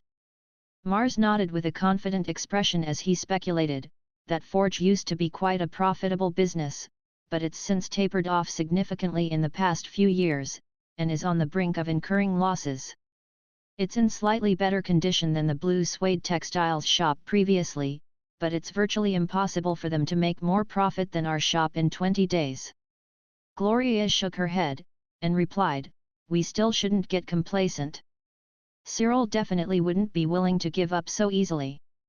In the darkness of the night, there was a group of black-robed knights silently entering Chaos City through the northern city gates. It used to be a building, but author calls it a room lately. Maybe some reconstruction took place. In the northern region of the city, in a secluded courtyard, there was a dimly lit house. A black-robed man was looking at Zeus with a grim expression as he reported, "Team leader, we've been unable to gather any leads regarding the whereabouts of Narsen and his team. However, when we visited their base, we discovered that they had left many weapons behind, so they most likely hadn't left Chaos City voluntarily. It's very likely the case that they were completely wiped out during their search for Alex. Does that mean they found Alex? Another black-robed man exclaimed before immediately clapping his hand over his mouth as a horrified look appeared on his face. The atmosphere in the room immediately cooled to a freezing point. The dozen or so black-robed figures stood silently in the room, and all of them could see their own horror mirrored in each other's eyes. Even though they had been searching for Alex for all these years, they were still horrified rather than elated that they might have discovered his whereabouts.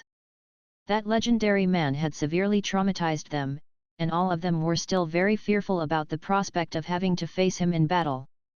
It can't be Alex. He's already a cripple, so there's no way that he can wipe out Narson's team on his own.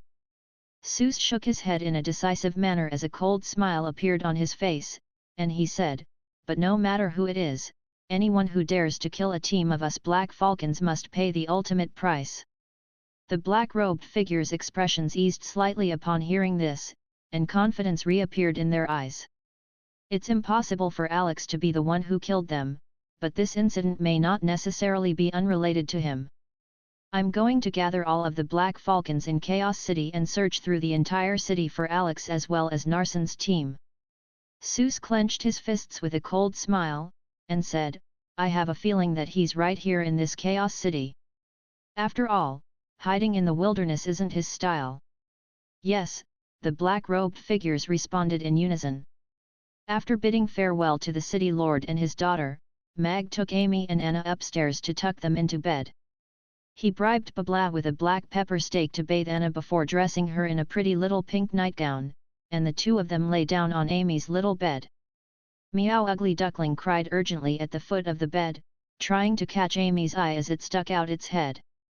Amy turned her gaze toward Ugly Duckling, and said, "Ugly Duckling, I already have big sister Anna now, so I don't want you anymore. You can sleep on the floor from now on." Meow Ugly Duckling's ears immediately drooped as it looked up at Amy with a pitiable expression. There were already tears swirling in its eyes. Poor Ugly Duckling. Anna turned to Ugly Duckling with a sympathetic expression. She contemplated the situation for a moment before her eyes lit up, and she suggested, "How about we let it sleep between us?" Meow. Ugly Duckling was very excited to hear this, and it skipped on the spot before looking up at Amy with an expectant gaze. "All right, seeing as big sister Anna is speaking out for you, I'll let you onto the bed. But, you have to behave." Amy contemplated the proposal for a moment before picking Ugly Duckling up from the ground and placing it between herself and Anna. Meow Ugly Duckling got into a comfortable position between the girls, and immediately fell asleep after closing its eyes. "What a good little kitten." Anna stroked Ugly Duckling's fur with a wide smile on her face. "But it's only getting fatter and fatter. I feel like it won't be long before it crushes this entire bed." Amy heaved a forlorn sigh as she squeezed Ugly Duckling's chubby cheeks. "The chubbier it gets, the more adorable it is. Look at how fun it is to squeeze its cheeks like this, it's like it's made from water." Anna grabbed onto Ugly Duckling's face with her hands and gently kneaded it into different shapes. "Wow! I didn't know you could do that." Amy's eyes immediately lit up with curiosity. She squeezed Ugly Duckling's cheek from the other side, and its face was twisted into another shape, drawing peals of laughter from its tormentors. "What a poor cat!" Mag, who had just gotten out of bath, couldn't help but shake his head with a smile upon seeing this. Every other pet owner treated their cats as if they were the masters of the household, yet Ugly Duckling was constantly being toyed with. After having the time of her life squeezing Ugly Duckling's cheeks, Amy turned to Mag, and wheedled, "Father, can you tell us a bedtime story?" Anna's also turned to Mag upon hearing this, and her eyes lit up with anticipation. Back when her grandfather was still alive, he would tell her a bedtime story every night. "Sure. I'll tell you too the story of Snow White today." Mag carried a stool over to the bed and sat down on it. Amy raised her little hand, and asked, "Is Snow White made of ice cream?" "No, Snow White is referred to as such because her skin is as fair as snow. Mag shook his head with a smile. As expected, Amy really could link everything to food. I see. That's a pity. Amy nodded with a wistful expression. Mag didn't know what she was feeling so disappointed about, but he still began to tell the story in a gentle voice. During a cold winter, snowflakes as large as goose feathers danced in the air. The queen sat in front of the window, looking out at the vast expanse of snow, and made a wish. Snow White's tragic life stemmed from this beautiful wish of the queen, who was jealous of her beauty. She was abducted to the forest, where she encountered the 7 dwarves. However, she was still unable to escape from the queen's sinister grasp, and she was almost strangled to death first before almost being killed by a poisonous hairbrush. Amy and Anna were completely absorbed in Mag's story. They were concerned for the welfare of Snow White while expressing anger toward the cruel queen. However, after reaching the part in the story where Snow White ate a poisoned apple and fell into a deep death-like slumber, Mag's voice came to a halt. As a father, he simply couldn't bring himself to tell the original version of the story, where a necrophilic prince had fallen in love with Snow White's body and purchased it with money before living happily ever after with her. That was too dark a story for him to tell. What happened next, father? Did Snow White really die? Amy looked at Mag with a sad expression. There were also tears shimmering in Anna's eyes. She felt as if Snow White was just as unfortunate as she had been.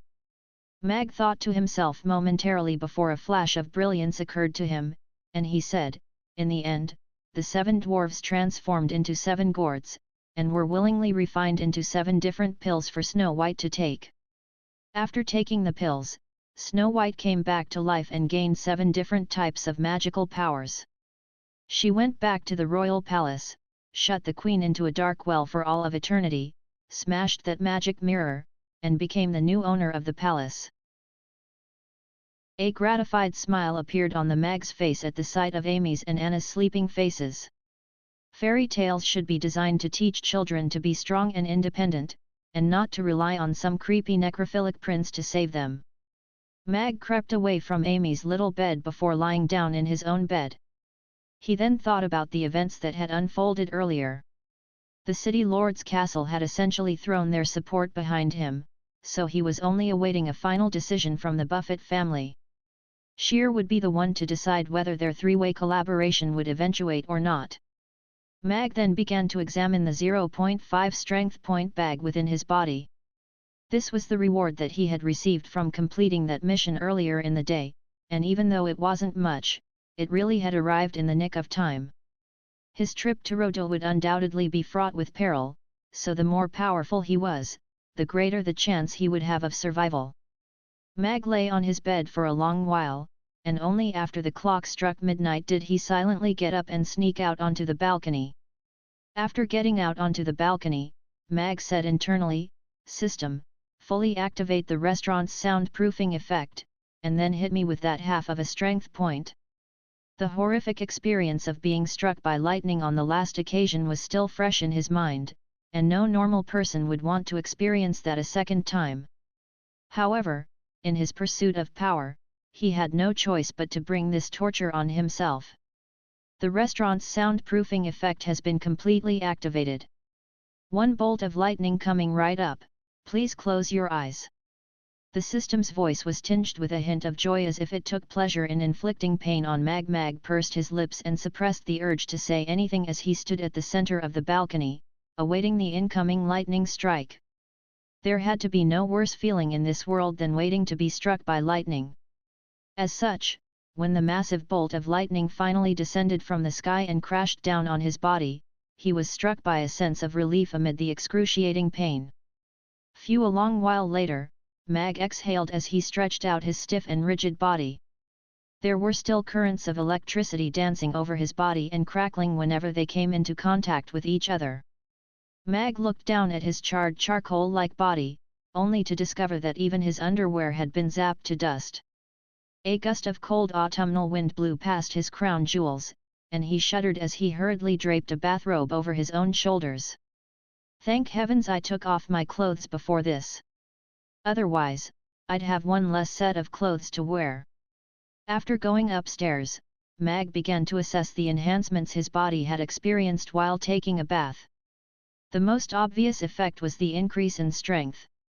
With the strength coursing through his current body, Mag felt as if he could fell an iron-hide bull with a single punch. This wasn't an arrogant delusion. Instead, it was an objective assessment of the capabilities of a fourth-tier knight. A normal fourth-tier knight would perhaps be able to successfully capture an iron-hide bull through the use of advanced sword techniques and other abilities. However, if a fourth-tier knight specialized in refining and training their body, then their constitution would make them powerful enough to face off against an iron-hide bull directly. Alex was a man who could even face a giant dragon head-on in his prime, so his constitution was naturally incredibly powerful. I have to master all of the sword forms I can at the fourth tier before I go to Rodu. Mag slowly clenched his fists as he made up his mind. In a lavish and intricate room in the Buffett Manor, Sheer sat alone in front of a window. She was holding a half-full glass of wine in her hand, while her brows were furrowed in deep thought. Following a prolonged silence, Sheer turned her attention to her wineglass before suddenly downing its contents in one go. After doing that, she seemed to have made up her mind, and she smiled as she said, "In the past, I've always taken a more steady approach that minimizes risk in my investments, but this time, I'm going to take a gamble. If I succeed, the Buffett family will be taken to even greater heights, and will truly become one of the premier families on the Norland continent. Aside from the bank and the winery, we'll be adding the steam train to our list of ventures." Sheer put down her glass and turned off the lights as she murmured to herself, "I hope you won't disappoint me, Mr. Mag." In a hotel room in the northern region of the city, Snare, who had altered his appearance into one of a heavily bearded man, was carefully studying a map under the light of a lamp. There were a few red circles around various locations on the map, and it was already appearing rather messy. It really isn't an easy task to find someone who's trying to conceal himself in Chaos City. I have no one I can trust here, either. Hopefully, my luck will be good and I'll be able to find Master Alex and young Mistress Amy soon." Snare sighed as he quickly wrote a letter before inserting it into a thin bamboo tube. He then opened the door and let loose a long whistle. A hummingbird that was only around the size of a thumb flew toward him before landing on his hand. He strapped the small bamboo tube to the hummingbird's leg before setting it free, and it disappeared into the night in the blink of an eye. Rodu, the second prince's manor. A butler quickly walked into the study with a letter before offering it up with both hands in a respectful manner. "Your Highness, this is a letter from Ambassador K. Rawls." "K. Rawls?" Josh's brows furrowed.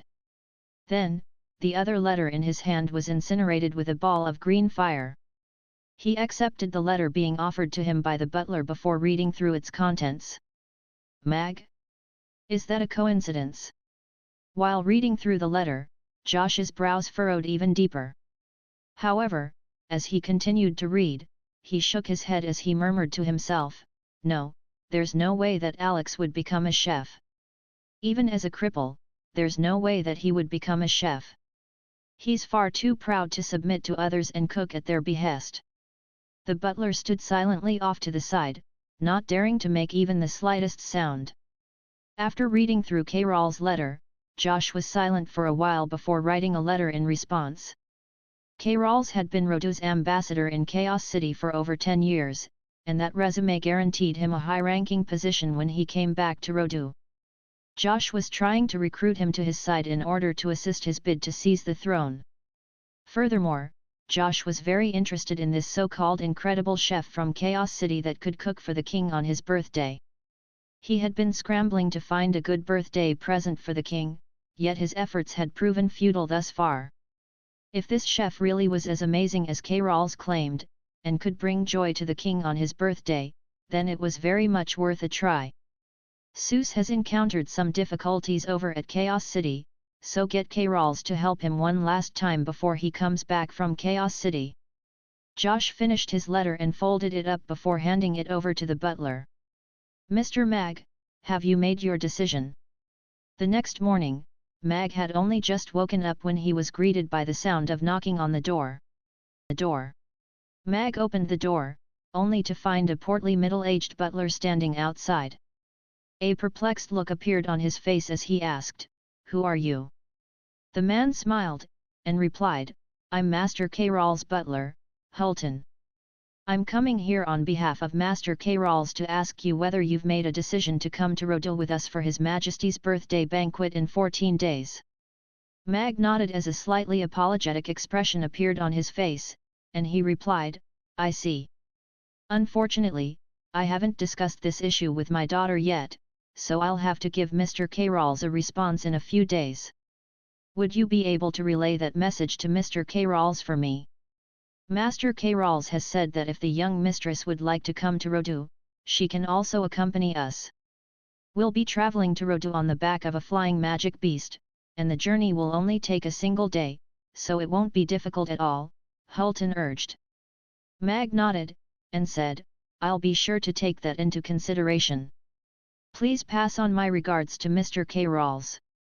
Prior to sorting out the issues surrounding the steam engine, he couldn't give Cairal's a definitive reply. Otherwise, even if he didn't blow his cover in Rodug but was forced to remain at the palace as a royal chef, that would completely throw Mag's plans off track. As such, he had to recruit the city lord's castle and the Buffett family to his side first, so there would be powerful allies on the outside to bail him out under such circumstances. "All right, I'll be sure to relay the message. However, I must advise you that it's a very rare opportunity to travel to Rodu and cook for the king. I hope you'll consider this matter carefully." Hulton didn't press the issue any further as he nodded and departed. Risk and reward come hand in hand. "Looks like I have no choice but to make the trip to Rodu." Mag looked on at Hulton's departing figure with a slightly grim expression. After breakfast, Amy went to attend her lessons, while Anna remained in the kitchen with Mag to practice her cutting skills. Mag was quite surprised and more than a little approving of the perseverance and resilience that Anna was displaying despite such a young age. No master would dislike a hard-working disciple.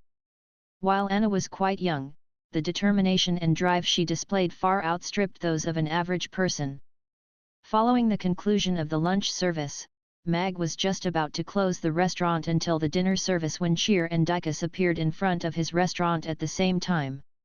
Sheer looked at the slightly surprised Mag with a smile on her face, and said, "Mr. Mag, I was wondering if you had time for a chat."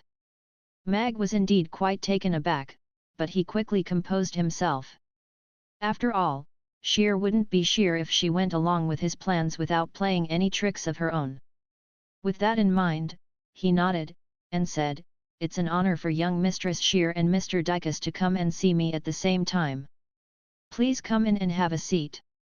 Sally and Babla had taken Anna to the ice cream shop to give Yabimya a hand, so there was no one else in the restaurant with him.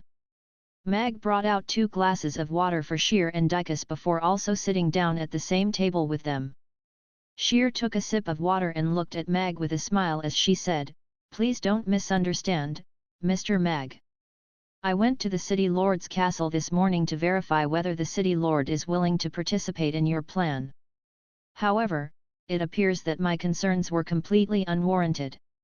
The City Lord was in full support of your plan, so he asked me to come to visit you with Mr. Dicus here for further discussions." "I understand, young Mistress Sheer. This is quite an important decision, so it's best to be cautious." Mag nodded with a smile. He was already actually quite surprised that Sheer had decided to collaborate with him so quickly. After all, the steam engine and the steam train were completely new inventions in this world, and had not been tested in the market at all. As such, there was no way to control risk, but the initial investment was very high. Dicus placed a thick satchel onto the table, and looked at Mag with a smile as he said, "The City Lord approves of your invention greatly, and we are willing to fully cooperate with you in your plans for production and promotion of the steam train. Seeing as all 3 sides wish to participate in this project, then let me get straight to the point." Mag looked at the 2 of them with a serious expression, and said, "I can provide all of the technology involved with producing steam engines and steam trains, and I'll continue my research and development in this area. In return, I would like 10% of all profits made in this business venture." Sheer contemplated momentarily before looking at Mag as she said, "I can see that you're being very straightforward and transparent here, so I won't waste any time, either. Buffett Banks can provide all of the money necessary to fund this project, but in return, we want exclusive rights to operation in the area of the steam train, as well as a share of no less than 60% of the profits made. The steam engine will be left out of this deal as I hope for that to be the product involved in a two-way collaboration with Mr. Mag and Buffett Banks. In that collaboration, you'll be receiving 20% of all profits made." She really is an exceptional businesswoman, Mag praised internally, but his expression remained calm and collected. Only through intervention from an official party like the City Lord's Castle could the steam train be promoted as quickly as possible. However, the promotion and development of the steam engine was a pure business venture, and even though Sheer was giving Mag an extra 10% share of the profits, she was also retaining complete autonomy in return. The City Lord's Castle can accept anything no less than 30% of the profits made from the steam trains. In return, we'll be asking the Mechanical Bureau to provide you with their unreserved assistance in this project. We'll provide all of the manpower and skilled labor necessary, and be responsible for the promotion of the steam train. However, aside from a 30% share in the profits, the City Lord's Castle also has one more condition. In the case of extraordinary circumstances, the City Lord's Castle must temporarily assume complete authority over the railway tracks, and the other two parties must be in full support of this. Dicus looked at the two of them, and continued, "As for the matters regarding the steam engine, I have no right to make a decision there. I have to report this matter to the City Lord before I can provide a response. In the case of extraordinary circumstances, the Buffett family will stand by Chaos City unconditionally, and pledge our full support to the City Lord's Castle." Sheer nodded without any objections. Mag also nodded in response. It was most likely the case that Michael had given Dicus a set of requirements, and as long as Sheer's proposal fitted those requirements, the City Lord's Castle would be willing to accept it. With that in mind, Mag smiled, and said, "In that case, I think we've reached a mutual understanding when it comes to the steam train. We can discuss the steam engine another day, but I think it's safe to say that the discussion about the steam train is settled." Sheer nodded, and said, "I can sign the contract on behalf of Buffett Banks.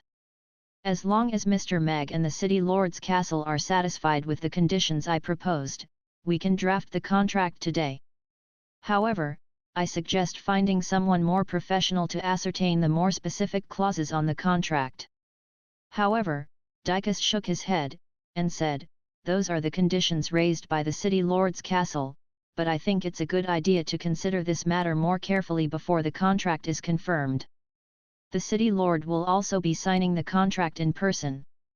Mag smiled, and said, "The City Lord's Castle and young Mistress Sheer are clearly more professional in this matter, so I'll leave it to you guys to draft up the contracts. I won't participate in the business aspect of this operation, and I'll only be responsible for providing the technology and skills in return for a share of the profits. If possible, I'd like to keep my participation in this project confidential." He was providing the brains behind the project, so he had the right to make such demands. In the magic room on the second floor of the magic potion shop, Amy was in the process of building a snowman. Urian cleared his throat, and in his coarse voice, he said, "Little Amy, following this period of practice, you've become a lot more proficient in your usage of manifestation magic. What we're going to do next is ability endowment, which is to inject magical power into the objects that we manifest so they can be useful in battle. Will it be like Master Urian's giant frost dragon that can break ice cubes?" Amy was very excited to hear this. Urian nodded, and said, "Yes. Just being able to manifest something alone is nothing but a trick. If a magic caster can manifest something, but they can't endow their subject with special properties and abilities, then they're a failure in manifestation magic. It's just like the phoenix that Kraso can summon, it's just a battle rooster that looks like a phoenix.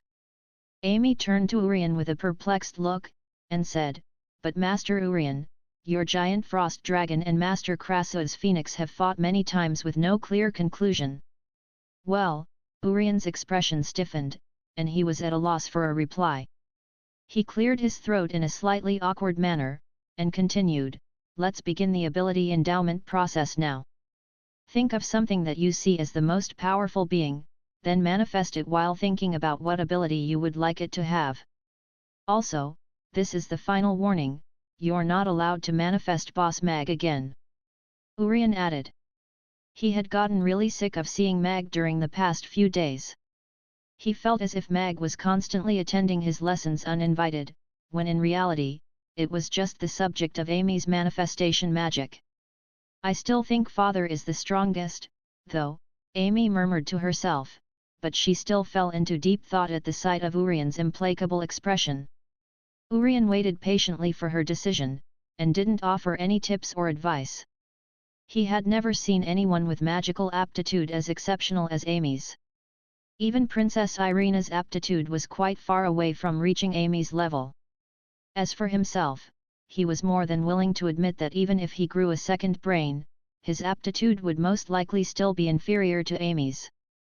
As such, he would much rather guide Amy in a general direction and ask her to figure out the rest rather than instruct her on every small detail. This was a rare subject that he agreed with Krasu on. The 10th tier was something that he and Krasu would never be able to transcend. Even though they were far more powerful than normal 10th tier magic casters, they still had to admit that they were 10th tier magic casters themselves, and had yet to reach the next level. As such, they wanted to know if there was someone in this world who could break through that final bottleneck, and reach the legendary 11th tier. There were rumors that suggested the Elven Queen was at the 11th tier, but even in the war among species, the Elven Queen had only appeared in battle on a handful of occasions. As such, no one could verify the authenticity of this claim, and it could well be a smoke bomb thrown out by the Elven race to try and intimidate the rest of the continent. Amy's extraordinary aptitude was only one of the reasons why Urian and Krasu had decided to accept Amy as their disciple. The other factor of consideration was that both of them wanted to see if there was indeed an 11th tier, and they knew that Amy was perhaps the likeliest candidate on this continent to reach that level if it truly existed. Amy closed her eyes, and an orange ball of light appeared above her head. The ball of light slowly condensed before expanding, creating quite a mesmerizing sight. What's this? Urian's eyes lit up as he looked on with an expectant gaze. Successful ability endowment was one of the signature signs indicating that one had become a 5th tier magic caster. Amy had been studying magic for just over a month, yet she had already become a 4th tier magic caster. Such an insane rate of progression was simply unprecedented. If she could achieve ability endowment, then she would also be claiming the record for the youngest 5th tier magic caster, a record that would perhaps never be broken again. Upon seeing this ball of orange light, many powerful magic beasts flashed through Urian's mind. However, this was Amy's first attempt at ability endowment, so even if the magic beast that she manifested wasn't a very powerful one, it would still be a monumental achievement. The orange light slowly squirmed before shrinking, and it gradually became more substantial. Is that orange kitten? After about 10 minutes had passed, Urian stared at the small orange kitten that had appeared above Amy's head, and he didn't know whether he should laugh or cry. Wow! It looks exactly the same. Amy had also opened her eyes, and she nodded in an extremely content manner at the sight of the orange kitten hovering in mid-air. Little Amy, I told you to manifest something that you think the most powerful. Under normal circumstances, only powerful magic beasts would be able to unleash powerful combat prowess in battle. Your little kitten, even though Urian was trying to give Amy as much autonomy as possible during her magic education, he still couldn't help but interject at the sight of this adorable orange kitten. If she were to summon that thing in battle, the best case scenario would be that her opponent would laugh themselves to death. Master, that's not a kitten, it's ugly duckling. Amy emphasized with a serious expression. She then pointed at Ugly Duckling, and insisted, also, Ugly Duckling is super powerful. Urian was still not convinced. He looked at the orange kitten, and said, did you endow it with an ability? If so, use it on me. Boom! The entire building tremored violently. A massive kitten-shaped meatball had fallen from the sky, squashing Urian firmly underneath it. Master, are you all right? Amy asked with a concerned look on her face. Only Urian's upper body was visible beneath the massive meatball. His face was slightly flushed in a strenuous manner as he said with difficulty, I'm fine, but, get this thing off me. The city lord's castles and shears efficiency were on full display as the final contract regarding the steam train operations was finalized after just 3 days. All 3 sides expressed their approval of the contract terms, and the contract was signed by Michael, Shear, and Mag. As had been discussed earlier, Mag was going to get a 10% share of the profits.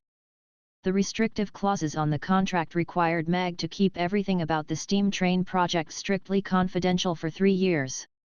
Also, Mag didn't have to come in contact with anyone else working on the project aside from Michael, Shear, and Dykus. This was a form of self-protection for Mag. The steam train was undoubtedly going to create a massive stir on the Norland continent. Many major powers on the continent would be yearning to get their hands on the steam train technology, and if they couldn't do so through official avenues, their attention would inevitably turn to the inventor. Mag wasn't stupid nor vain enough to put himself at such major risk just for fame and renown. As for the development of the steam engine, the city lord's castle stated a new condition. The city lord's castle was going to invest some funds into that project, and wanted to be given 10% of the shares in return. They weren't going to participate in any of the business operations, but the Buffett family was permitted to act on behalf of the city lord's castle. Mag would still receive a 20% share of the profits, and the Buffett family would be entirely responsible for the project. This is going to be the #1 technology stock on the entire Norland continent. As expected, City Lord Michael is quite an intelligent man. Mag looked on at the 2 departing horse-drawn carriages, then turned his gaze toward the document satchel in his hand, and a content smile appeared on his face. This investment would perhaps make him one of the wealthiest people in this world. 3 days later, Mamie Restaurant. Mag looked at K-Rawls, who had come to pay him a visit, and he smiled as he said, Ambassador K-Rawls, I've decided to accept your offer to travel with you to Rodu, and cook for His Majesty during his birthday banquet. It would undoubtedly be a very interesting experience for me to be able to cook with chefs from all over the Norland continent. K-Rawls had prepared a script to convince Mag to make the trip to Rodu, but all of his preparations had been made redundant. Despite that, this was naturally good news to him, and so he smiled as he said, You've made the right decision, Mr. Mag. I trust that His Highness, the Prince, would be very pleased after tasting your cooking. If you can satisfy His Majesty as well, you'll be able to remain in Rodu as His Majesty's personal cook. In that case, it won't be difficult for you to open a restaurant larger than Dukas Restaurant in Rodu. I'm willing to travel to Rodu, but I must make a few things clear in advance, Ambassador, I'm only making the trip to Rodu as a learning experience. I can only stay there for a maximum of 5 days. All of Mamie Restaurant's customers are still waiting for me to come back and cook for them, so I won't remain in Rodu or the Royal Palace. Amy is also studying magic with the 2 great magic casters in Chaos City, so we'll have to come back no matter what. Also, Mamie Restaurant may not be a large restaurant, but I currently make profits of around 500,000 copper coins per day. During this trip, I'll be forced to temporarily close down my restaurant. If His Highness would like to invite me to Rodu, then regarding the opportunity of my trip, Mag smiled as he looked at K-Rawls, and his words cut off mid-sentence. K-Rawls faltered slightly upon hearing this before smiling as he said, Rest assured, Mr. Mag, His Highness will definitely issue you 500,000 copper coins per day for the entirety of your trip. However, have you ever thought about leaving Chaos City, Mr. Mag? Rodu is not inferior to Chaos City in any aspect, and all of the wealthiest people in the Roth Empire have flocked to Rodu. As such, the average spending power there would undoubtedly be superior to that of Chaos City. Won't you consider moving your restaurant to Rodu for a brighter future? Also, if you catch the fancy of His Highness and His Majesty, it's quite possible that you could be rewarded with a dukeship. That's not something that you can obtain here in Chaos City. Your daughter is currently studying magic under 2 great magic casters, but His Highness could easily arrange for her to enter the Magus Tower. That place is the holy land for all magic casters, and it would be a great honor for her to become a part of such a sacred place. Mag shook his head with a smile, and replied, "My apologies, Ambassador K. Rawls, but I've always been of the opinion that a bird in the hand is worth 2 in the bush." K. Rawls looked deep into Mag's eyes, and he could tell that Mag wasn't going to change his mind. As such, he rose to his feet, and said, "All right, I won't force the issue, then, Mr. Mag. We'll be setting off for Rodu in 9 days, I hope you'll make preparations in advance, Mr. Mag." "I'll be sure to do so." Mag nodded, and then looked on as K. Rawls departed. In the blue suede textile shop, all of the tailors were busy at work. The employees that had grown accustomed to complacency had also been taken out of their comfort zones, and were assisting the tailors in their work. The entire store had become a miniature clothing production factory, with over 20 tailors and their students working hard to produce dresses as quickly as they could. These tailors weren't exactly extremely renowned in Chaos City, but they were all skilled craftsmen. Under normal circumstances, it would be a good month for them if they could receive 3 or 4 orders for custom-made clothes, and they were barely making ends meet. As such, when the blue suede textiles shop extended invitations for them to produce clothes based on ready-made designs, and offered remuneration that was twice what they had received for their past custom-made jobs for every dress they produced, almost none was able to reject such an offer. As long as they worked quickly enough, their earnings would increase several-fold compared to their income in the past, so all of them were brimming with drive and enthusiasm. Aside from taking time to rest and sleep, Gloria was almost constantly in the shop, making sure that every finished product was of an exemplary quality that was worth the prices they were charging. Gloria made her way over to a seamstress, who was busy embroidering the dress draped over the table before her, and a look of approval appeared on Gloria's face as she praised, "Rebecca, your embroidery skills are really good. I'll get you to embroider all of the collars for our first batch of dresses." Rebecca hurriedly rose to her feet upon hearing this, and she waved her hands in a fearful manner as she said, "Young mistress, I'm just a normal seamstress, how can you entrust such an important duty exclusively to me?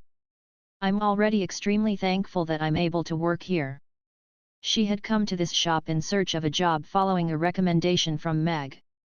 Initially, she was only trying her luck, but to her surprise, she was actually hired. Her monthly wage was far higher than what she had been earning in the past, and it was already sufficient for her to make ends meet and also pay for Jessica's tuition without having to rely on subsidies from the city lord's castle. Rebecca knew that Mr. Mag and young Mistress Gloria definitely knew each other, but she didn't slack off nor get complacent, and made sure to do her job with a serious and diligent attitude. However, Gloria was asking her to embroider the collars of the first batch of dresses, which were being sold for hundreds of thousands of copper coins per dress, and she was feeling extremely overwhelmed by that prospect. Gloria shook her head with a smile, and said, "You have the skills required to succeed in this role. I want to give all of my customers the most perfect dresses, and to do that, I need you." Rebecca looked at Gloria, and there were already tears shimmering in her eyes. In the past, she had felt fortunate just to be alive, let alone receive praise and respect from others. This was a feeling that had been sorely missing from her life. Gloria smiled, and continued, "By the way, I heard you have a daughter who would come to play outside the shop from time to time, right?" A tense expression immediately appeared on Rebecca's face as she hurriedly said, "Yes. My daughter is still very young, and I'm the only one looking after her, so I told her to come over during lunchtime so I could split some of my lunch with her. If you don't like that, then I'll tell her not to come anymore." Gloria shook her head, and replied, "Those aren't my intentions. If you'd like, you can bring your daughter to work with you, and she can play inside the shop as long as she doesn't disrupt the other tailors. I'll also get them to prepare an extra meal for her, so you won't have to split your lunch with her." Rebecca stared at Gloria with disbelief in her eyes, completely at a loss for words. "A few days ago, Teacher Luna told me that she has already received the first batch of donations for her foundation. It won't be long before your daughter will be able to go to school. Before that, let her come and stay with you in the shop. You'll be able to look after her here as well," Gloria continued. "Thank you. Thank you so much." Rebecca rose to her feet and bowed deeply toward Gloria. Gloria also bowed in return, and smiled as she said, "I'll be leaving the embroidery of those dresses to you, then." That night, Anna stood in front of Mamie Restaurant's floor-to-ceiling window, and asked, "Uncle Mag, is Uncle Blower going to come back?" Mag, who stood beside Anna, was also peering out of the window. Light rain had begun to fall soundlessly onto the square outside, and there was no one to be seen on the streets. Probably not. After all, he strongly implied that this trip was going to be extremely perilous for him, Mag thought to himself. However, he forced a carefree smile onto his face as he looked at the concerned Anna, and said, "It's all right, he must have been delayed by an important matter along the way. Even if he doesn't come back today, he'll be back in the next few days." "Really?" Anna looked up into Mag's eyes, attempting to gauge the authenticity of his words. "Of course." Mag nodded firmly. In reality, he didn't even believe his own words. Blower might not be the most reliable person that he knew, but he could tell from Blower's parting words that day that he had set out on a rather dangerous journey. "All right, then I'll wait for him for a while longer." Anna turned her gaze away from Mag and continued to look outside. "All right." Mag nodded, and he also stood beside Anna in front of the window. After coming to this world, Mag had met a lot of people. Even though many of them couldn't even be considered to be friends of his, he still couldn't bring himself to be completely unconcerned for them. The rain gradually began to increase in intensity, and visibility outside the window was slowly worsening, but the sorely awaited sound of knocking on the door still didn't arrive. Mag glanced at the clock on the wall, only to find that it was already 12 a.m. He heaved a faint internal sigh as he stroked Anna's hair, and said, "Go to sleep now. He'll come back for sure." Ding! The sound of a bell rang out from outside. "It's Uncle Blower." Anna's eyes lit up as she rushed over and pushed open the restaurant doors. The rainwater was swept in by the wind, splattering all over Anna's body. The bell hanging by the door was tinkling from the wind and rain, yet there was no one standing outside. Anna stood at the restaurant's entrance with a blank expression on her face as tears and rainwater slid down her cheeks.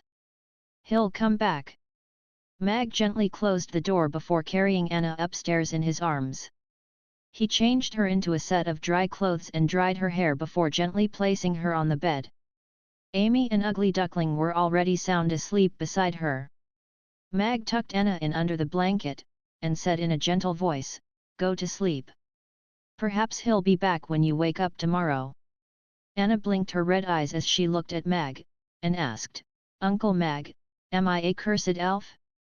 Anyone who's close to me is destined to suffer a terrible fate, right?" "Of course not. Anna is a good girl, not some cursed elf." Mag shook his head with a gentle reassuring smile. "Thank you, Uncle Mag." Anna slowly rolled over and faced away from Mag. Mag stood beside the bed and looked at Anna with a sympathetic expression. Just what kind of horrendous experiences could bring such a small child to develop such dark thoughts about herself? In the wind forest, at the foot of the Tree of Life, Irina was planting flowers around the base of the Tree of Life when Ferris rushed into the cave. She was panting heavily as she said, "Princess, after the deal from 3 days ago was cancelled, There has been no news about it since. Perhaps they were intimidated by you. However, Irina put down her small watering can and nodded with satisfaction as she looked at the two exuberant flowers planted in the soil. Only then did she turn to Firis with furrowed brows as she urged, "Out with it." "However what?" "However, I heard that they're trying to get you to attend the King of the Roth Empire's birthday banquet in 10 days as the representative of the elven race." Firis finally finished her sentence. "Really?" Irina was rather surprised to hear this.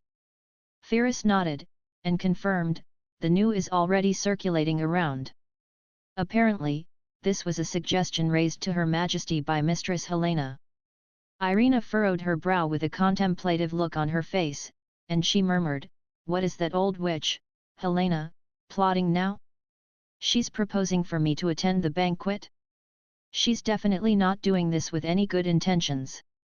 I also think she's plotting something nasty." "Princess, you have to be careful."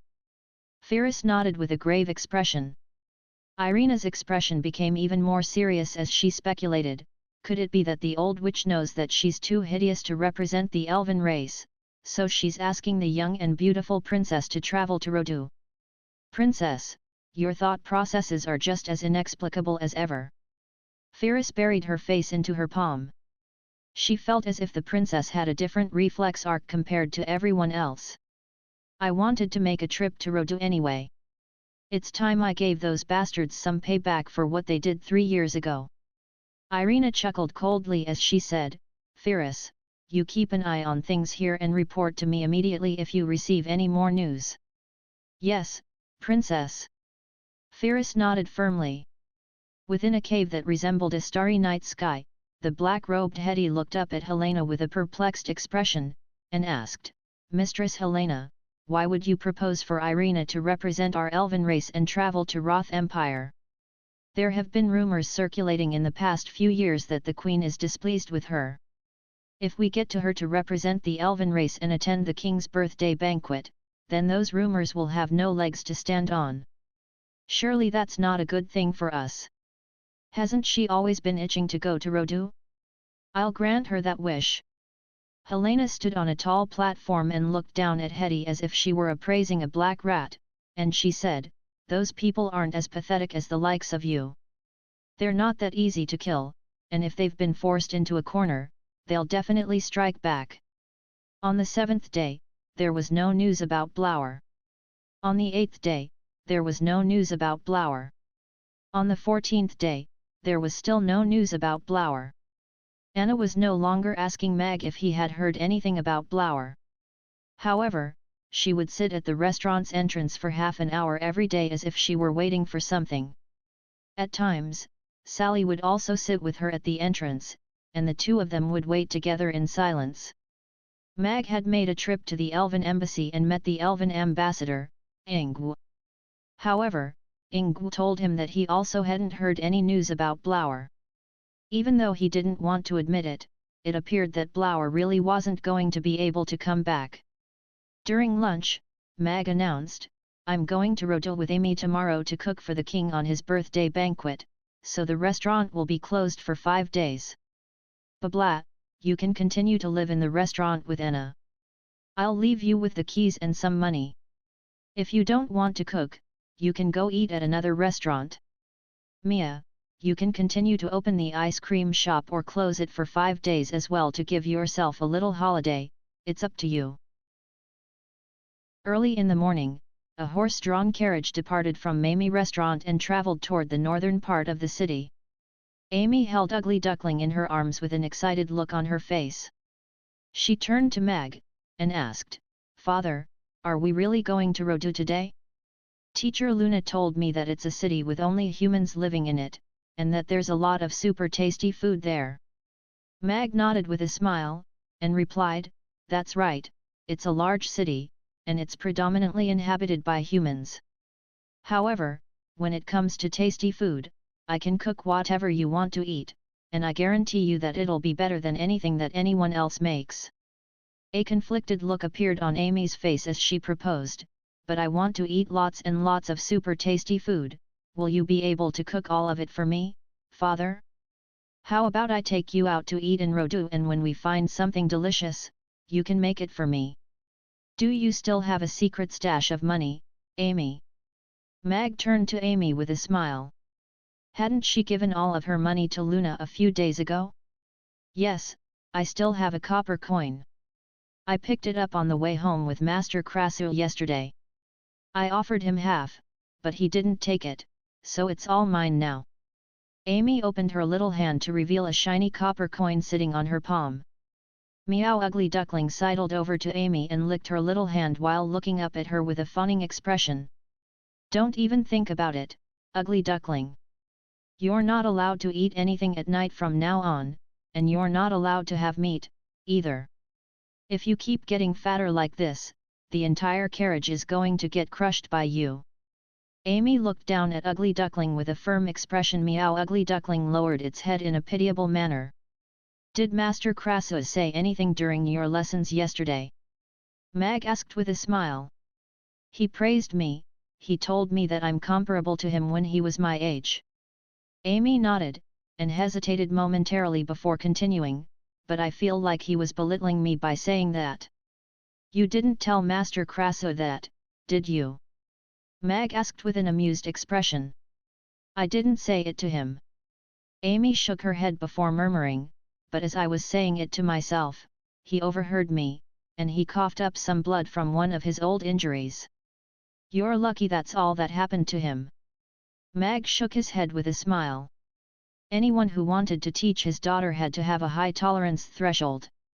Amy's eyes suddenly lit up as she said, oh, right, Master Krasu also said that he'll be going to Rodu tomorrow as well.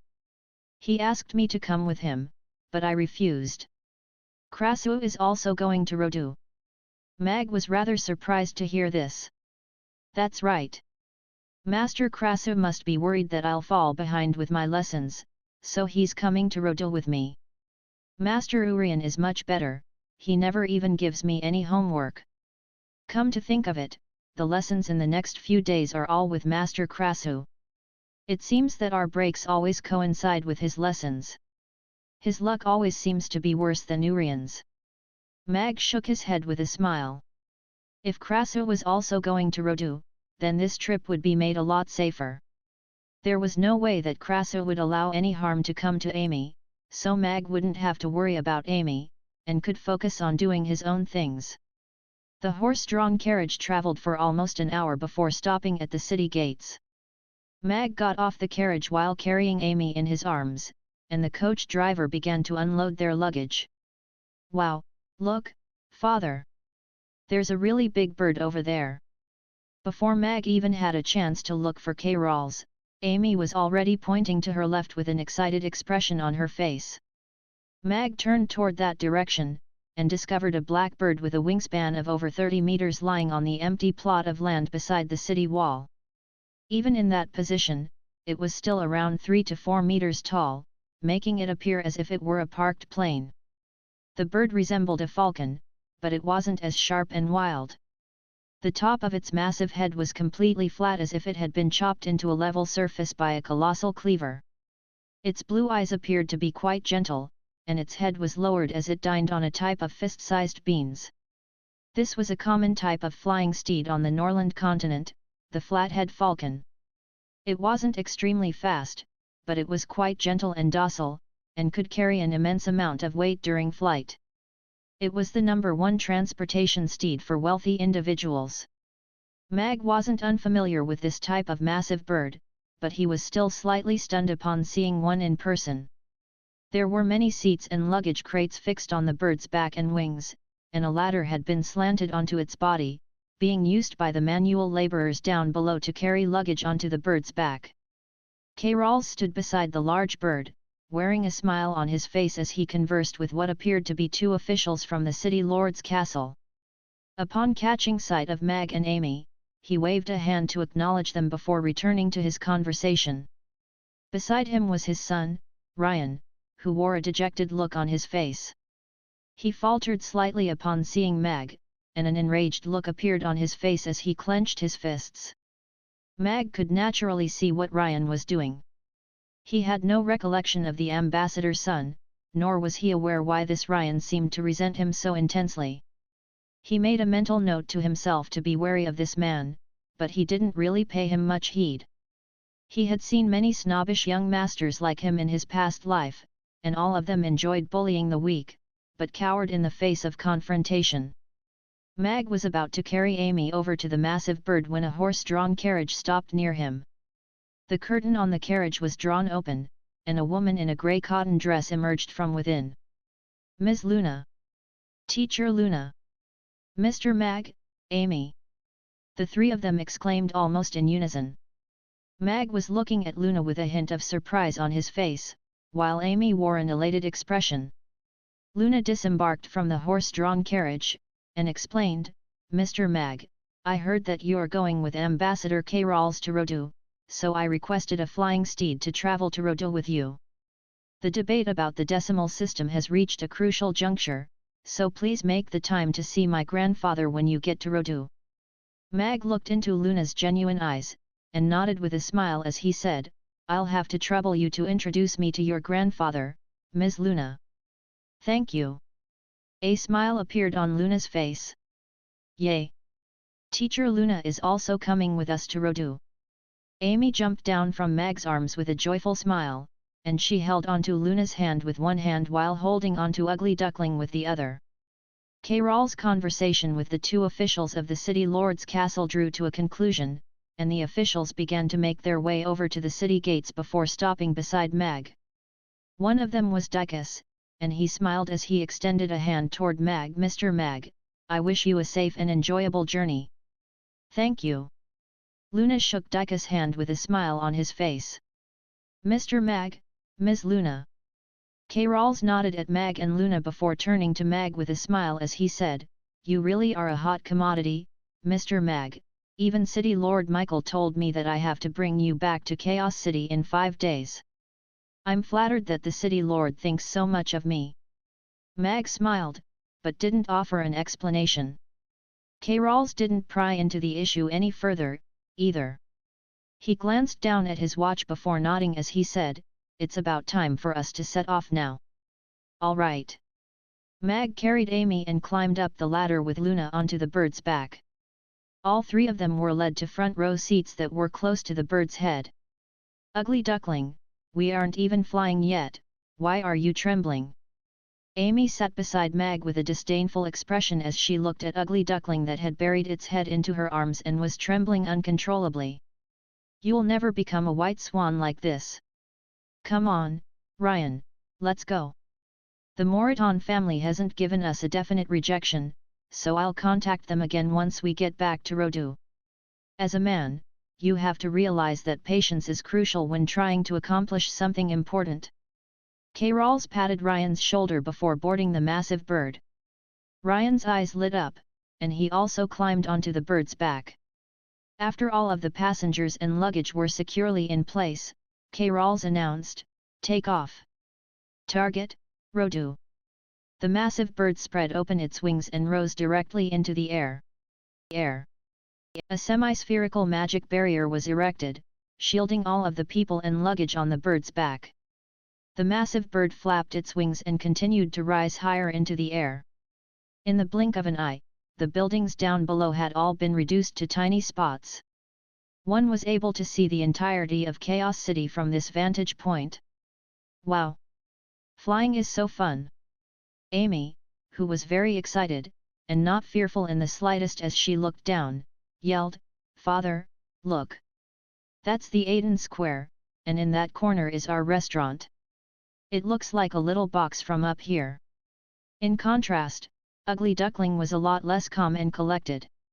It had put its front paws over its eyes, and buried its head deep in Amy's arms as it trembled uncontrollably, leaving only its backside sticking up into the air. Mag had made numerous trips on planes in his past life, so he naturally wasn't afraid, either. However, this was his first time flying on such a massive bird, and there was undisguised excitement on his face. This bird obviously wasn't flying as quickly as a plane could, but traveling through the air was naturally far quicker than traveling on land. According to K-Rawls, they should reach Rodu around dusk. Mag took a glance at Luna, and found that her expression was also quite calm and collected, indicating that this wasn't her first time on a flying steed. Stupid hillbillies! Ryan pursed his lips with disdain as he glanced at Mag and Amy. They were getting so excited just from riding on the most ordinary flying magic beast, he simply couldn't understand why his father held Mag in such high regard. He then turned his gaze toward Luna, and his eyes roamed over her body surreptitiously while he slowly nodded to himself. This Luna is also quite beautiful. Compared to all of those girls who wear heavy makeup and spend hours deciding which items of clothing they should wear every day, she's like a breath of fresh air, and she's quite alluring in her own way. If that Gloria turns down the marriage proposal, I can consider getting father to visit her family with a marriage proposal. Mag could see everything that Ryan was doing, but he wasn't overly concerned about Luna. He could tell from the way that Carols was treating Luna that her family was most likely more powerful than Carols's family. As such, Ryan surely wouldn't dare to do anything to her. As Chaos City faded from view, Amy turned her attention to the trembling ugly duckling, and scolded, "Ugly duckling, you can't keep hiding like this. You're a duck, and you're going to become a white swan in the future, how can you be scared of heights?" Ugly duckling still had its front paws firmly clasped over its eyes, and it didn't utter a single sound as it buried its head even deeper in Amy's little arms. "If you can't fly, then you can't be referred to as a white swan. If you're not a white swan, then I won't be able to eat roast goose." Amy looked at Ugly Duckling with a serious expression as she reasoned, "Hence, I have to train you so that you get used to flying in the sky." Mag turned to Amy with an intrigued expression, wanting to see how she was going to train Ugly Duckling to get over its acrophobia. This was not a phobia that could be easily remedied. Luna was also looking at Amy with a curious expression. Her weird and wacky thought processes often had Luna caught between tears and laughter, but she could come up with some very interesting ideas from time to time. Ugly Duckling hadn't let out a single sound the entire time, but that did nothing to divert Amy's attention away from it. She pried Ugly Duckling's front paws away from its face, only to reveal its tightly shut eyes, and a smile appeared on her face as she said, "Ugly Duckling, we're currently very, very high up in the sky. There are white clouds around us, and everything on the ground below is very tiny. We're flying high and fast, high and fast, high and..." Meow. Ugly Duckling was trembling even more violently. Even though it still had its eyes closed, it felt as if it could see everything down below through Amy's verbal description, and it was even more horrifying. "Now, listen to me, slowly open your eyes. When you open your eyes and look down, you'll find out that it's not actually very scary. Come on, slowly open your eyes, slowly." Ugly Duckling's eyes remained tightly shut, yet Amy's patience had run out. She picked it up by the scruff of its neck, and her voice cooled as she threatened, "If you don't open your eyes, I'm going to toss you off this bird." Meow. Ugly Duckling opened its eyes almost immediately. It cast its gaze downward, and its body stiffened before its eyes rolled into the back of its head, and it fell completely unconscious. "Ugly Duckling? Ugly Duckling! It's still breathing, thank heavens! What a coward!" Amy squeezed Ugly Duckling's cheeks with a displeased look before placing it back on her legs with a resigned sigh. "Amy, don't force other people to do things against their will. That's basic courtesy," Luna said to Amy with a smile. "All right, Teacher Luna." Amy nodded obediently before looking down at Ugly Duckling with a serious expression as she said, "Ugly Duckling, you're a duckling, not a person." The flight spanned an entire day. The Flathead Falcon's extraordinary stamina was on full display, and it only took a single half-an-hour break during the course of the journey. Just as the sun was beginning to set, a grand and lavish city appeared before everyone's eyes. Rhoda was the capital city of the Roth Empire, and also one of the most important cities to the human race on the Norland continent, with a history of over 10,000 years. During the war among species that took place around a century ago, Rhoda acted as the central hub of the human military, and when the war concluded, the king at the time decided to make Rhoda the capital of the Roth Empire. Since then, it had gone through several major expansions, and was now known as the largest city on the Norland continent. The city walls were over 100 meters tall and up to 30 meters thick, with countless magical runes carved into their surface. Even the massive forest trolls wouldn't be able to easily bypass it. Regardless of whether it was measured in terms of land area or population, Rodil was undoubtedly the #1 city on the Norland continent. Wow, Teacher Luna, is this Rodil? It's so big. Amy's eyes widened. Yes, that's Rodil, my home city. Luna nodded, and she also wore an excited look on her face. It had been over a year since she had last returned home, and this city was just as adorable to her as she recalled. In contrast, Mag's emotions were quite complex as he looked at the city. He had access to Alex's memories, so he was naturally extremely familiar with this capital city of the Roth Empire. This was a city that symbolized the prosperity of the human race, and was a place that he had once vowed to protect. He'd come to this city when he was only 15 years old, and he gradually rose to the top of the Roth Empire's official hierarchy. However, it was also in this city that he had completely fallen from grace. The flathead falcon landed in front of the city gates, attracting the attention of many of the commoners who were lining up to enter the city. Everyone then disembarked from the bird's back. A horse-drawn carriage was already there, waiting for Luna. She turned to Mag with a smile, and said, "Mr. Mag, I'll go back home and inform my grandpa of your arrival. After you cook for His Majesty during his birthday banquet, I'll organize a meeting between you and my grandpa, is that all right?" "Sure." Mag nodded with a smile. He didn't have anything else to do in this city anyway. "All right, then it's goodbye for now, Mr. Mag, little Amy." Luna patted Amy's head with a smile before getting onto the horse-drawn carriage. The city walls are so high. They're even higher than the walls at Chaos City. I feel like, Amy stood beside the city wall and attempted to look up at the top of the wall. The higher up she looked, the more she had to tilt her head back, and she eventually lost her balance, causing her to fall backward. Mag caught Amy with a smile as he said, "You won't be able to see the top of such a tall wall."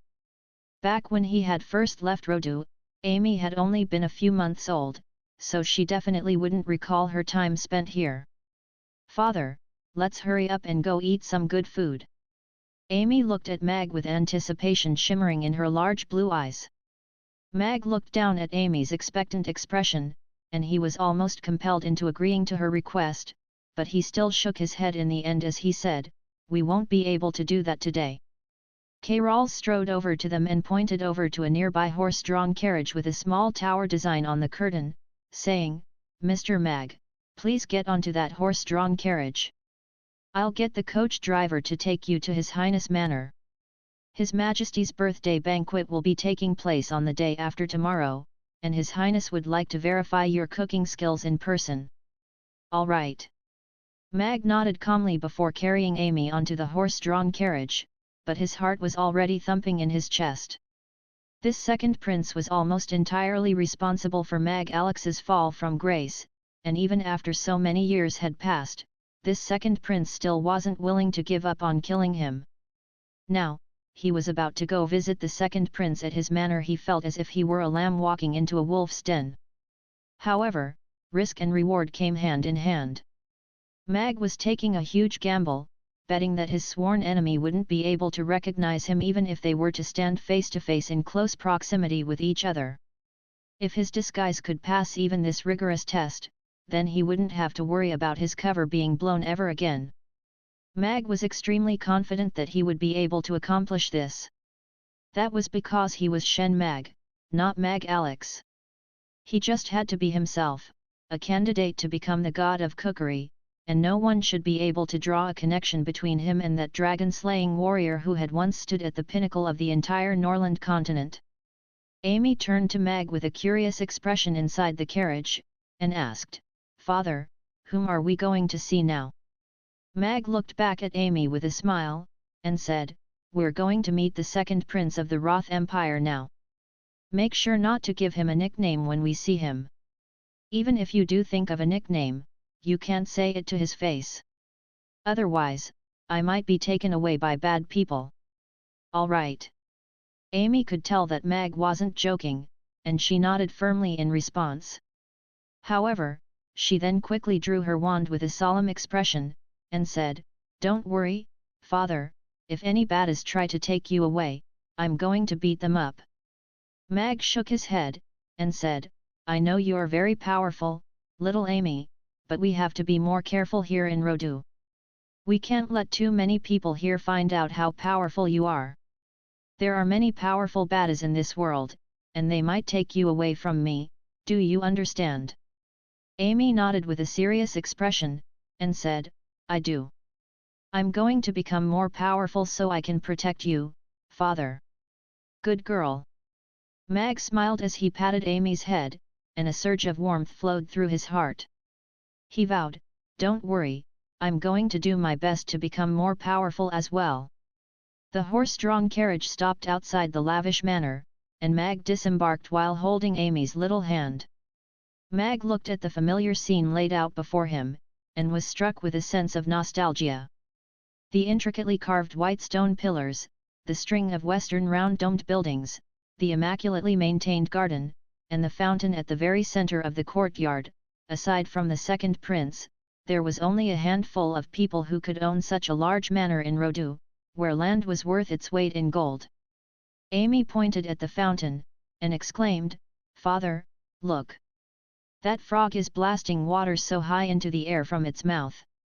Mag turned his gaze toward the direction that Amy was pointing in, and discovered that it was clearly a golden dragon in the fountain, but Amy was too short, and could only see the top half of the dragon's head, which made it look like a frog.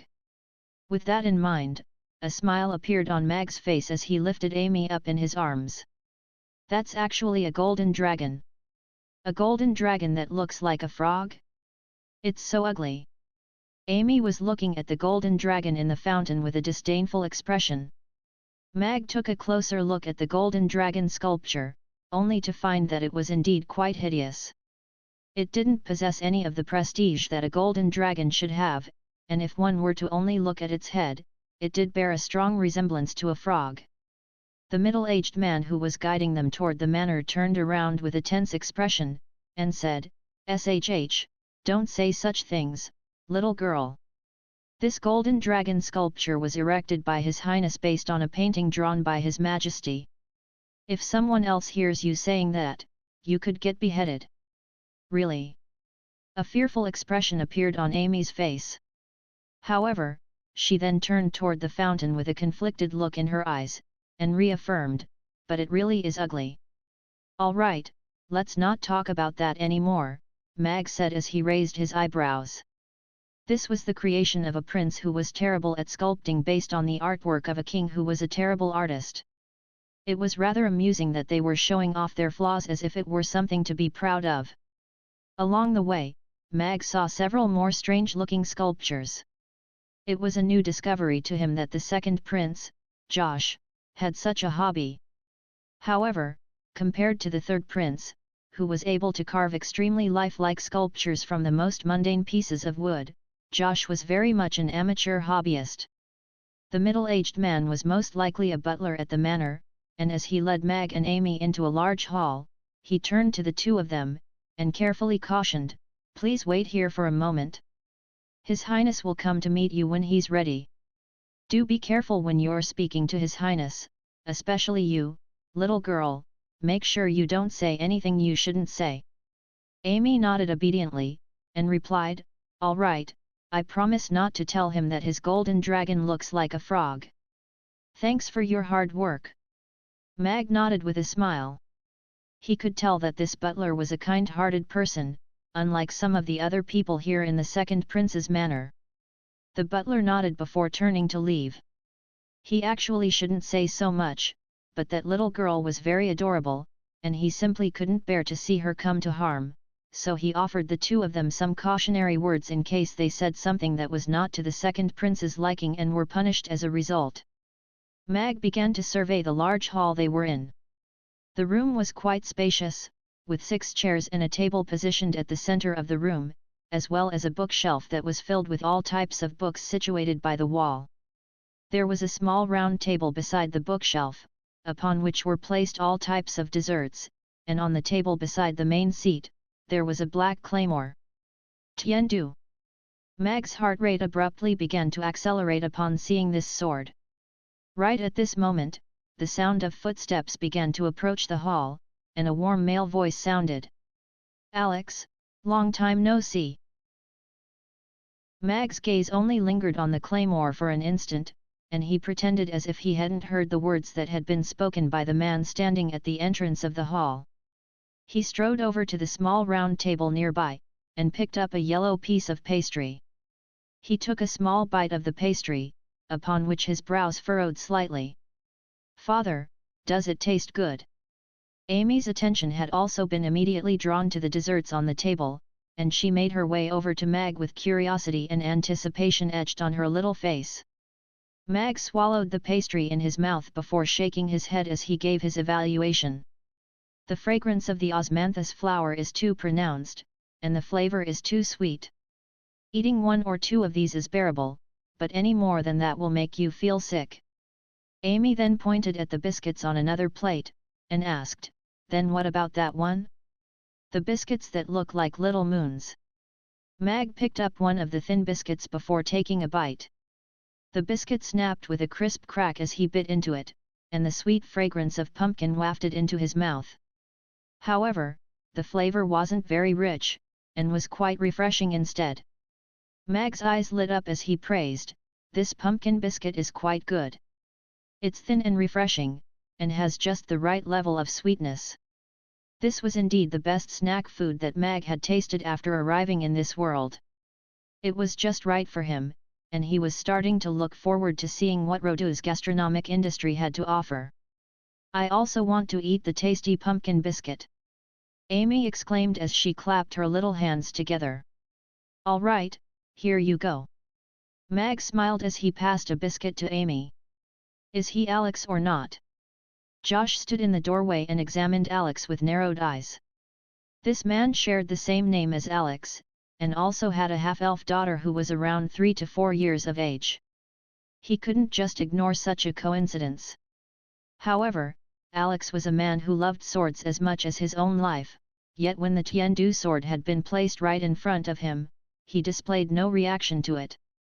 Instead, he seemed to be far more interested in the desserts on the table nearby, and he also showed no reaction to the name Alex. If there was one person in this world who knew the most about Alex, it wasn't Irina, nor was it Sean. Instead, it was Josh, the man who had once regarded Alex as a friend, but then as a sworn enemy. If even Alex knew how to conceal his emotions and how to act for the sake of survival, then he wouldn't end up ambushed and killed in the streets of Rodu 3 years ago. There were some people who were loved and revered by everyone in the entire world, but those people were destined to be detested by those who were in charge of the world, so they had to die. Furthermore, Alex didn't like sweet foods. Looks like it's all just a coincidence, after all. Josh's gaze lingered on Amy for a while before he walked into the hall. He said, "Are you Mr. Mag?" "I am indeed Mag. I was invited by Ambassador Kairals to come to Rodu and cook during His Majesty's birthday banquet, and I've come here today to pay my respects, Your Highness." Mag turned to Josh and nodded as he replied in a manner that was neither haughty nor humble. Amy was currently happily munching on the plate of pumpkin biscuits, and had no spare capacity to pay any heed to anyone else. "How do you know that I'm the prince?" Josh asked with a smile, but there seemed to a palpable sense of pressure emanating from his body. Mag looked directly into Josh's eyes, and smiled calmly as he replied, "Mr. Kairals sent me here to visit Your Highness, and the butler from earlier told us to wait here for Your Highness. As such, I could only assume that you were the prince." "Interesting." Josh withdrew his gaze before walking past Mag and sitting down on the main seat. He stroked the black claymore on the table beside him with a finger on his left hand, and smiled in a slightly sinister manner as he said, "Kairals has nothing but praise for you, but I'll have to taste your dishes first before allowing you to cook for His Majesty. If you can't even satisfy me, then there's no point in getting you to cook during His Majesty's birthday banquet. I'd be honored to show you my skills, Your Highness." Mag nodded with a calm and confident expression. Josh nodded, and said, "Good. The kitchen is back there, I'll get someone to lead you to it. The ingredients that you asked Carols to prepare have all been placed in the kitchen for you. Cook me the dishes that you're planning to make during the birthday banquet, and I'll make the final verdict." "Sure. Come on, little Amy." Mag made his way over to Amy and gently picked up her little hand. "Coming." Amy hurriedly tipped all of the remaining biscuits on the plate into her little pocket before leaving with Mag as she continued to feast on the biscuits.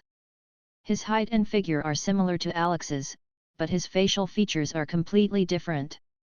No matter how much he alters his appearance, there's no way that he can change the look in his eyes, yet his eyes are also completely different from Alex's. However, Alex can't cook at all, so I'll be able to verify everything after tasting his cooking. Josh looked on at Mag and Amy's departing figures as he stroked his chin, deep in thought. Mag was feeling very relieved after exiting the halls. This second prince really was a cautious man. In order to test him, Josh had deliberately placed the Tiandu sword in the room, and then set a multitude of traps for him with his words, waiting for him to slip up and blow his own cover. The Tiandu sword was Mag Alex's prized claymore, and countless giant dragons had fallen by its blade. It was one of the most renowned swords on the entire Norland continent, and had witnessed the glorious rise of the legendary Mag Alex. If Alex had been the one standing in Mag's shoes earlier, then it was very likely that he would have blown his own cover. Thankfully, Mag had mentally prepared himself in advance. Even though the responses he gave weren't the best replies he could have provided, they were still more than passable. The servant up ahead led Mag to a large and spacious kitchen, where a group of chefs in identical white chef's suits was busy cooking, and the sound of dishes being prepared rang out incessantly. Even though it still wasn't time for dinner in the second prince's manor, there were many people living in this massive manor, so it took a long time just to prepare ingredients. At this moment, many of the chefs were inspecting the corner beside the entrance to the kitchen with curious looks in their eyes. A rectangular box, 2 strange-looking pots, and 2 large bags had been placed on the cooking bench there. Many of the chefs had heard the news that the second prince had found a chef from Chaos City, and was asking him to cook for the king. This news had created a massive stir among all of the chefs in the manor. All of the chefs that were hired to cook at the second prince's manor were exceptional chefs in Rodu, and Rodu was the capital of delicious cuisine on the Norland continent. Every chef felt as if they were one of the best chefs in the world. It was an extreme honor to be able to cook for the king, yet a chef from Chaos City had taken that honor ahead of them. That was a city that had only been around for about a century, and had no history of good food. How could there possibly be a chef from there who was better than them? The servants who had brought all of this stuff into the kitchen had told the chefs here that these were all things prepared for that chef from Chaos City. Everyone was very intrigued, and wanted to see if this chef could actually back himself up. As soon as Mag walked into the kitchen, he was struck by a sense of pressure and antagonism. A smile appeared on his face, and he said, "There sure are a lot of colleagues here."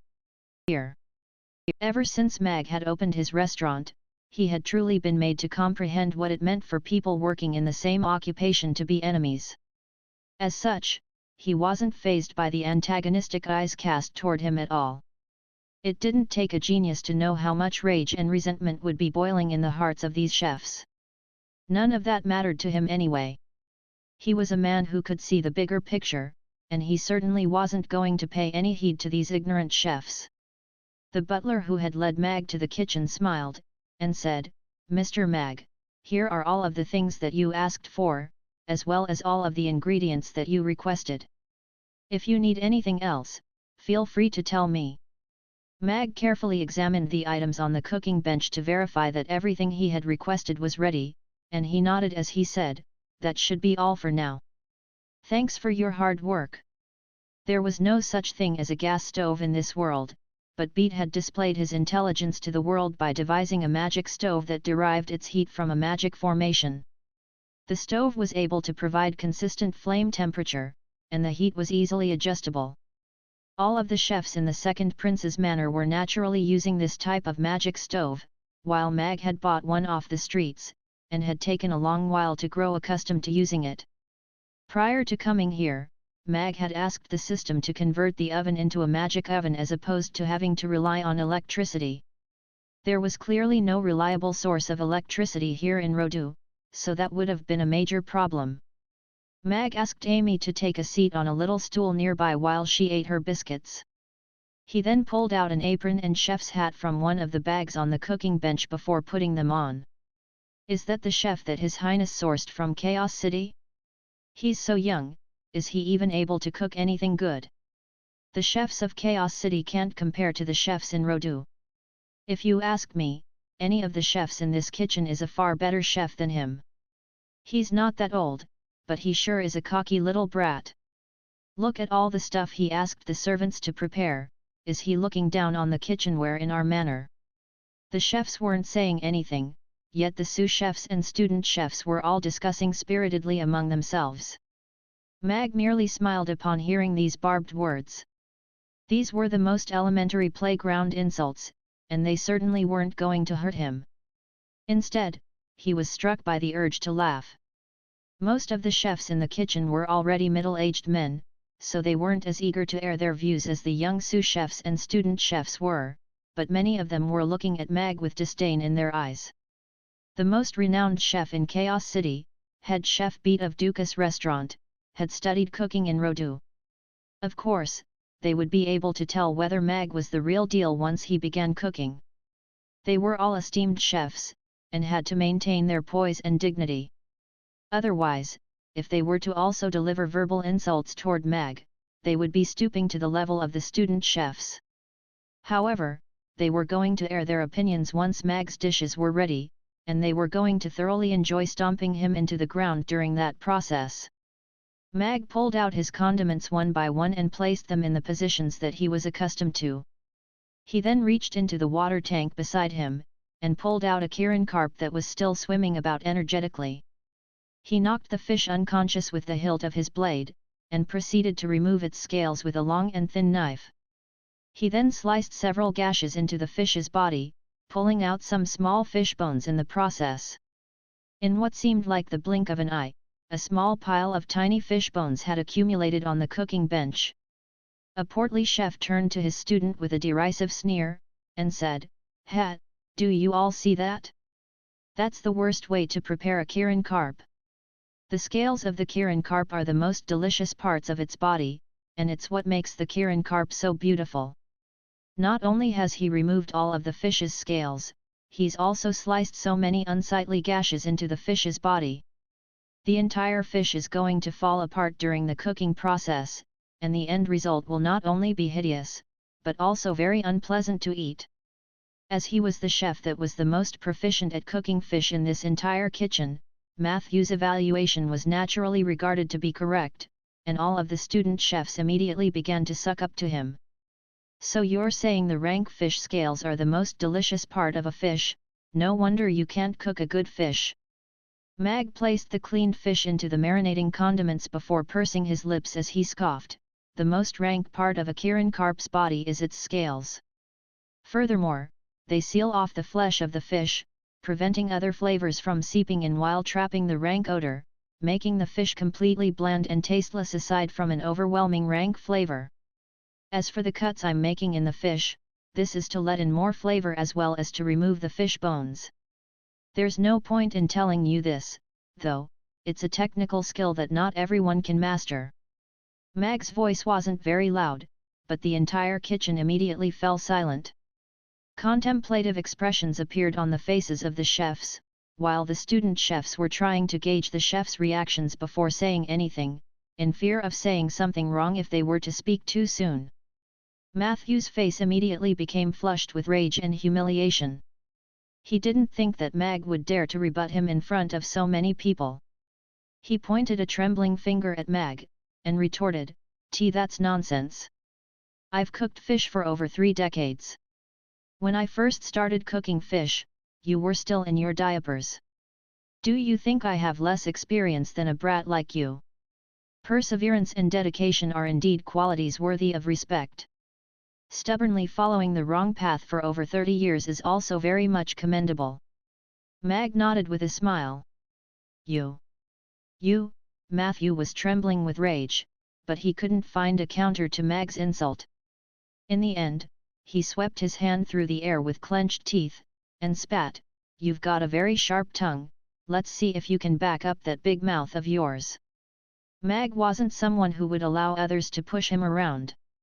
The fat chef looked as if he wanted to kill Mag, but he couldn't do anything, and Mag was feeling very content upon seeing this. He felt as if his sharp tongue from his past life was awakening from its dormancy again. During the fish marination process, Mag prepared the ingredients for both the steak and the braised chicken. When he opened that bottle of wine, Mag could clearly sense that the eyes of everyone in the kitchen had lit up. The fish was being grilled in the oven, the chicken was being braised in a pot, and the steak was being seared in a pan. Mag was cooking 3 dishes at the same time. The aromas of beef and red wine wafted throughout the kitchen along with the scent of the braised chicken that was escaping from the pot. Only the aroma of the fish had been completely sealed off by the oven. However, everyone had already fallen silent. Nothing could make people eat their words more effectively than actions. All of the people in this kitchen were either chefs or aspiring to become chefs. They had all been cooking for a long time, yet they had never encountered a dish that was making it difficult for them to repress their drool, making them want to inhale its aroma with all their might. However, Mag had managed to achieve this. "It smells so good. I've never smelled such a fragrant dish. Both the chicken and the beef smell simply extraordinary," a student chef couldn't help but praise, and everyone nodded in agreement with this sentiment.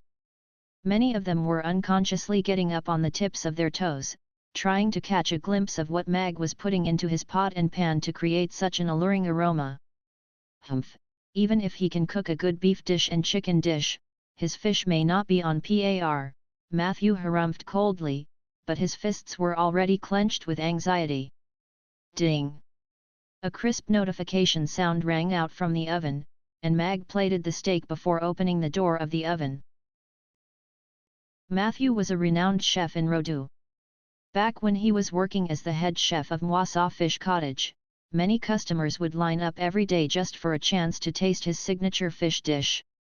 His fish feast was the go-to option for all wealthy customers who visited the cottage. Many years ago, the second prince recruited him as a chef after eating his fish feast, and he became the designated chef for all of the fish dishes cooked in the manor. As such, Matthew was extremely confident. Even the veteran chefs in the royal palace couldn't make fish that was better than his, and the second prince had told him in person that his fish was even more delicious than the fish cooked in the royal palace. However, Matthew was completely rooted to the spot when Mag opened the door of his oven. A strong spicy aroma intermingled with the fragrance of grilled fish swept through the entire kitchen. The scorching spicy scent made everyone reflexively narrow their eyes, yet the aroma of the grilled fish was making them salivate uncontrollably, and they wanted to open their eyes wide to see what kind of grilled fish was being revealed. This was a very unique aroma combination. Even though the spiciness was making their eyes water, the aroma of the fish itself wasn't overwhelmed in the slightest. Instead, it seemed to have only been magnified, and was the purest aroma of fish without any of its signature rank odor. How could this grilled fish smell like this? The intense spicy aroma hasn't masked the scent of the fish at all. How has he managed to do this? Matthew felt as if there were an earthquake rumbling through his heart. The fish that Mag was cooking had completely revolutionized his concept of how fish should be cooked. It was completely different from how he would cook fish, yet the aroma emanating from the dish was far superior to the aroma of even his best fish dish. My eyes are stinging. But it smells so good. The spicy aroma is so painful, yet so alluring. I really want to taste this fish. The fish cooked by Chef Matthew is quite delicious, but it seems to be lacking in terms of aroma compared to this one. The student chefs discussed quietly among themselves as they salivated incessantly. It's stinging your eyes? That's what it's supposed to do. This is the 3 times insanely spicy grilled fish, it would be strange if your eyes didn't sting. A faint smile appeared on Mag's face. The second prince was a sworn enemy of his, and even though he couldn't topple the second prince yet, it wasn't in his nature to leave Josh without a memento. His Highness is here. Right at this moment, a loud voice sounded from outside, and the young man in a set of lavish blue robes made his way into the kitchen. Your Highness! Everyone in the kitchen immediately extended respectful salutes toward Josh. This aroma!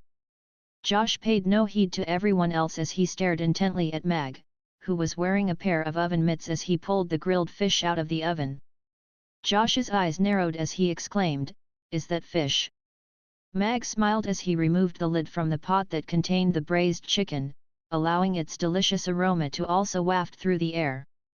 Yes, Your Highness. This is one of the dishes I'm preparing to cook during His Majesty's birthday banquet. The other 2 dishes are the black pepper steak and the braised chicken and rice. The aromas of the steak, braised chicken, and grilled fish intermingled with each other, creating a captivating symphony for one's nose. Josh had tasted countless delicacies cooked by the most exceptional chefs all over the continent, but he was still struck by the urge to salivate as he looked at those 3 dishes. This was incredible to him. No food had ever held such allure to him, but he could sense the yearning in the pit of his stomach, urging him to taste those dishes. Josh nodded with a calm facade as he said, "The aroma is indeed quite extraordinary, but I'll need to taste it to see if they're actually as delicious as they smell. It may smell good, but that doesn't mean it tastes good." There's no way that such a spicy fish could be edible, Matthew murmured to himself. He had recovered his confidence and composure. As a chef, he had an extensive knowledge of condiments, and using spices to mask the rank odor of fish certainly wasn't some kind of well-guarded secret. However, a good chef would never allow the flavor of the spices to overwhelm the main ingredient. Otherwise, the dish would be a complete failure. The other chefs also nodded in agreement. Setting aside the black pepper steak and the braised chicken for now, the spicy grilled fish smelled extraordinarily alluring, yet they also suspected it to be a gimmick. It was very difficult to imagine just how many chili peppers would have had to have been used to create such a powerful aroma. Mag didn't pay any heed to what the chefs were saying. Instead, he turned to Josh with a smile, and said, "Please take a seat outside, Your Highness, I'll bring out the dishes right away." There was a small dining hall outside the kitchen for the chefs to use every day. Sure. Josh turned and made his way out of the kitchen. Mag filled a bowl with braised chicken, and then filled another bowl with moonlight rice. Both bowls were placed onto a platter before he turned to a young student chef, and instructed, "Please bring this braised chicken and rice dish out to His Highness." The student chef hesitated momentarily, but he still accepted the platter in the end before carefully carrying it out of the kitchen. Mag then plated the steak and asked another student chef to carry it out into the dining hall. After doing all that, he carefully carried the spicy grilled fish on his own and made his way out of the kitchen. "Let's see what His Highness has to say about these dishes," an elderly chef said as he led the way out of the kitchen. "Let me see if that grilled fish is even edible." Matthew harumphed as he also made his way out into the dining hall. Aside from the student chefs who still had to prepare ingredients, everyone else filed into the dining hall outside as well. Mag placed the steaming spicy grilled fish on the table in front of Josh, then smiled, and said, "Your Highness, I suggest you have the braised chicken and rice first. The spicy grilled fish is quite strong in flavor, so it's best to taste that one last." Josh picked up a piece of chicken with his chopsticks. Everyone else in the dining hall was also staring at that portion of braised chicken. The golden pieces of chicken were all completely even in size, without any imperfections or blemishes. The potatoes were soft, yet still maintained their structural integrity. The asparagus was crisp and green, while the different colored bell peppers embellished the dish like works of art. The thick golden broth of the braised chicken was catching and reflecting the light, yet it didn't appear to be greasy in the slightest. The entire dining hall was filled with the rich aroma of chicken and shiitake mushrooms, and one couldn't help but salivate just from looking at it. The evenly sliced cubes of chicken had perfectly absorbed the flavor of the condiments and broth, and a piece of this delectable chicken was currently on its way into Josh's mouth. The cube of chicken was enshrouded in delicious broth, and the incredible flavor instantly set Josh's taste buds alight, completely enthralling him in the process. After biting through into the cube of chicken, he discovered that the texture of the meat was extremely tender, and the flavor of the condiments and shiitake mushrooms had completely seeped into the meat, elevating its flavor to a whole new level. Even after swallowing the mouthful of chicken, a fragrant aroma lingered in his mouth. Josh's eyes had completely lit up, and he couldn't help but praise, both the flavor and texture are outstanding. He picked up a spoon with his left hand, and drank a spoonful of the broth. The flavors of the condiments and shiitake mushrooms were even more pronounced in the chicken, and as it slid down his throat, he felt as if every single pore all over its body had opened up. It was a warm and extremely comfortable feeling. He then scooped up a spoonful of rice, and felt as if he were looking at a spoonful of translucent little moons that were exuding a faint fragrance. He placed the spoonful of rice into his mouth, and found that the texture was slightly chewy, while the flavor became even richer after biting into the miniature moons. Furthermore, the aroma was only becoming more delicious as he continued to chew. A bite of chicken, a mouthful of rice, a spoonful of soup, the cycle repeated itself over and over again, and Josh simply couldn't stop eating. As they were chefs of the second prince's manor, everyone was well aware of how picky the second prince was with his food. Even the most renowned chefs in Rodo couldn't ensure that the second prince would finish the entirety of their dishes. In fact, it often proved to be the case that their food would be left completely untouched by the second prince. As such, the image of the second prince basking in the delicious braised chicken and rice had all of them completely flabbergasted. Is that braised chicken really that delicious? The same question popped up in everyone's mind. Matthew's expression had darkened significantly. It was quite apparent that Mag's braised chicken and rice was very much to the second prince's liking. In that case, even if the fish he made was borderline inedible, there was still a very good chance that the second prince would hire him as a chef in the manor. After all, most of the chefs here were only responsible for cooking one dish each anyway. As long as they could make one dish that the second prince enjoyed, all of the other dishes would be taken care of by the other chefs. He was trying to show off his professional knowledge in front of his student chefs by insulting Mag's cooking, but he hadn't thought that Mag would have such a sharp tongue. It now appeared that Mag's cooking skills were also at least on par with that sharp tongue of his, which was naturally quite an unpleasant discovery for Matthew. The kitchen of the second prince's manor wasn't an easy place to work at. If there was a more exceptional chef out there, any of the chefs here could easily be replaced. It was a very simple yet very cruel system. However, working in this kitchen was a great honor, and it was also quite a leisurely job. Matthew didn't want to be replaced and kicked out by this Mag. Matthew's student chefs also wore tense expressions on their faces. If Matthew were to be fired, they would also be kicked out of the kitchen. A job at the second prince's manor was extremely difficult to come by, and they didn't want to lose their opportunity. Everyone looked on in silence at the sight of Josh enjoying his meal, and the sound of loud gulps rang out from time to time. The bowls of chicken and rice were finished in the blink of an eye. Josh was rather taken aback as he put down his spoon as if he were surprised that he had finished the dish so quickly and had been left wanting more. He looked up and gave Mag a thumbs up as he praised, "That was incredibly delicious." He had initially suspected that this Mag might have been Alex, but those suspicions had been completely erased. If even Alex could cook such delicious food, then anyone would be able to pick up the Tiandu sword and start slaying giant dragons. This Mag was a good chef, but there was no way that he was a good knight as well. He had seen many exceptional chefs. Their dedication to their craft meant that they were unable to focus on improving in any other area. Only with sufficient dedication and effort could someone reach the pinnacle of their craft. This was a notion that rang true for the vast majority of people. As such, it had to be a coincidence that Mag shared the same name as Alex. Furthermore, just this braised chicken and rice dish alone was enough to convince him to allow Mag to cook during the king's birthday banquet. "You're far too kind, Your Highness." Mag nodded with a smile. If it weren't for the current circumstances, Mag would rather feed all this food to a dog than offer it to Josh. A stir immediately ran through the entire dining hall.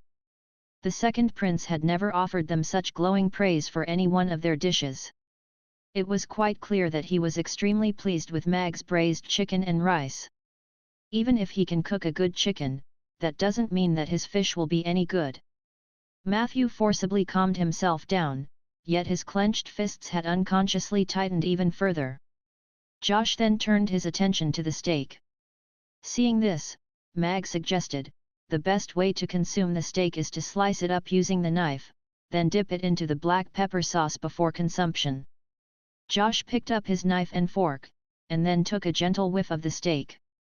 A smile appeared on his face as he said, "I can smell a hint of wine in this steak. I've never heard of wine being used in cooking before, let me see how this tastes."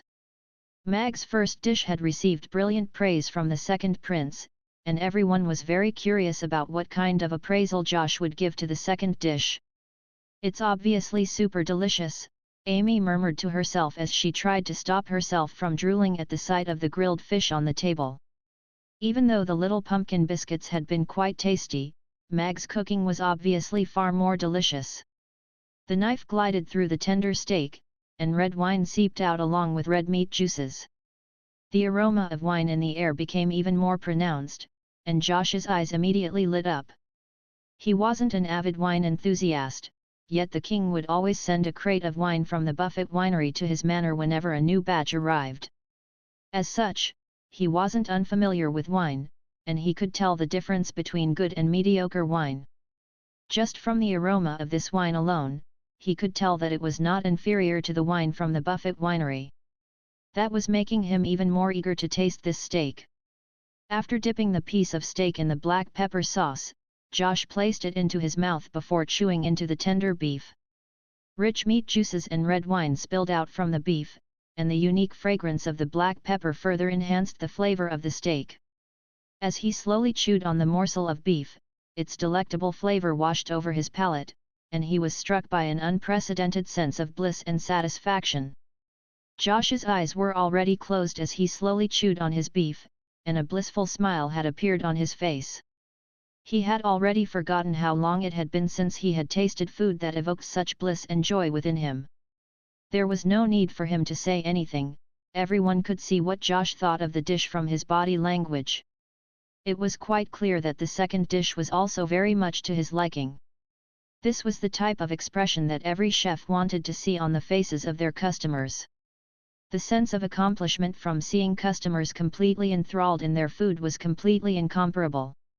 And now, this expression had appeared on the face of the notoriously picky second prince.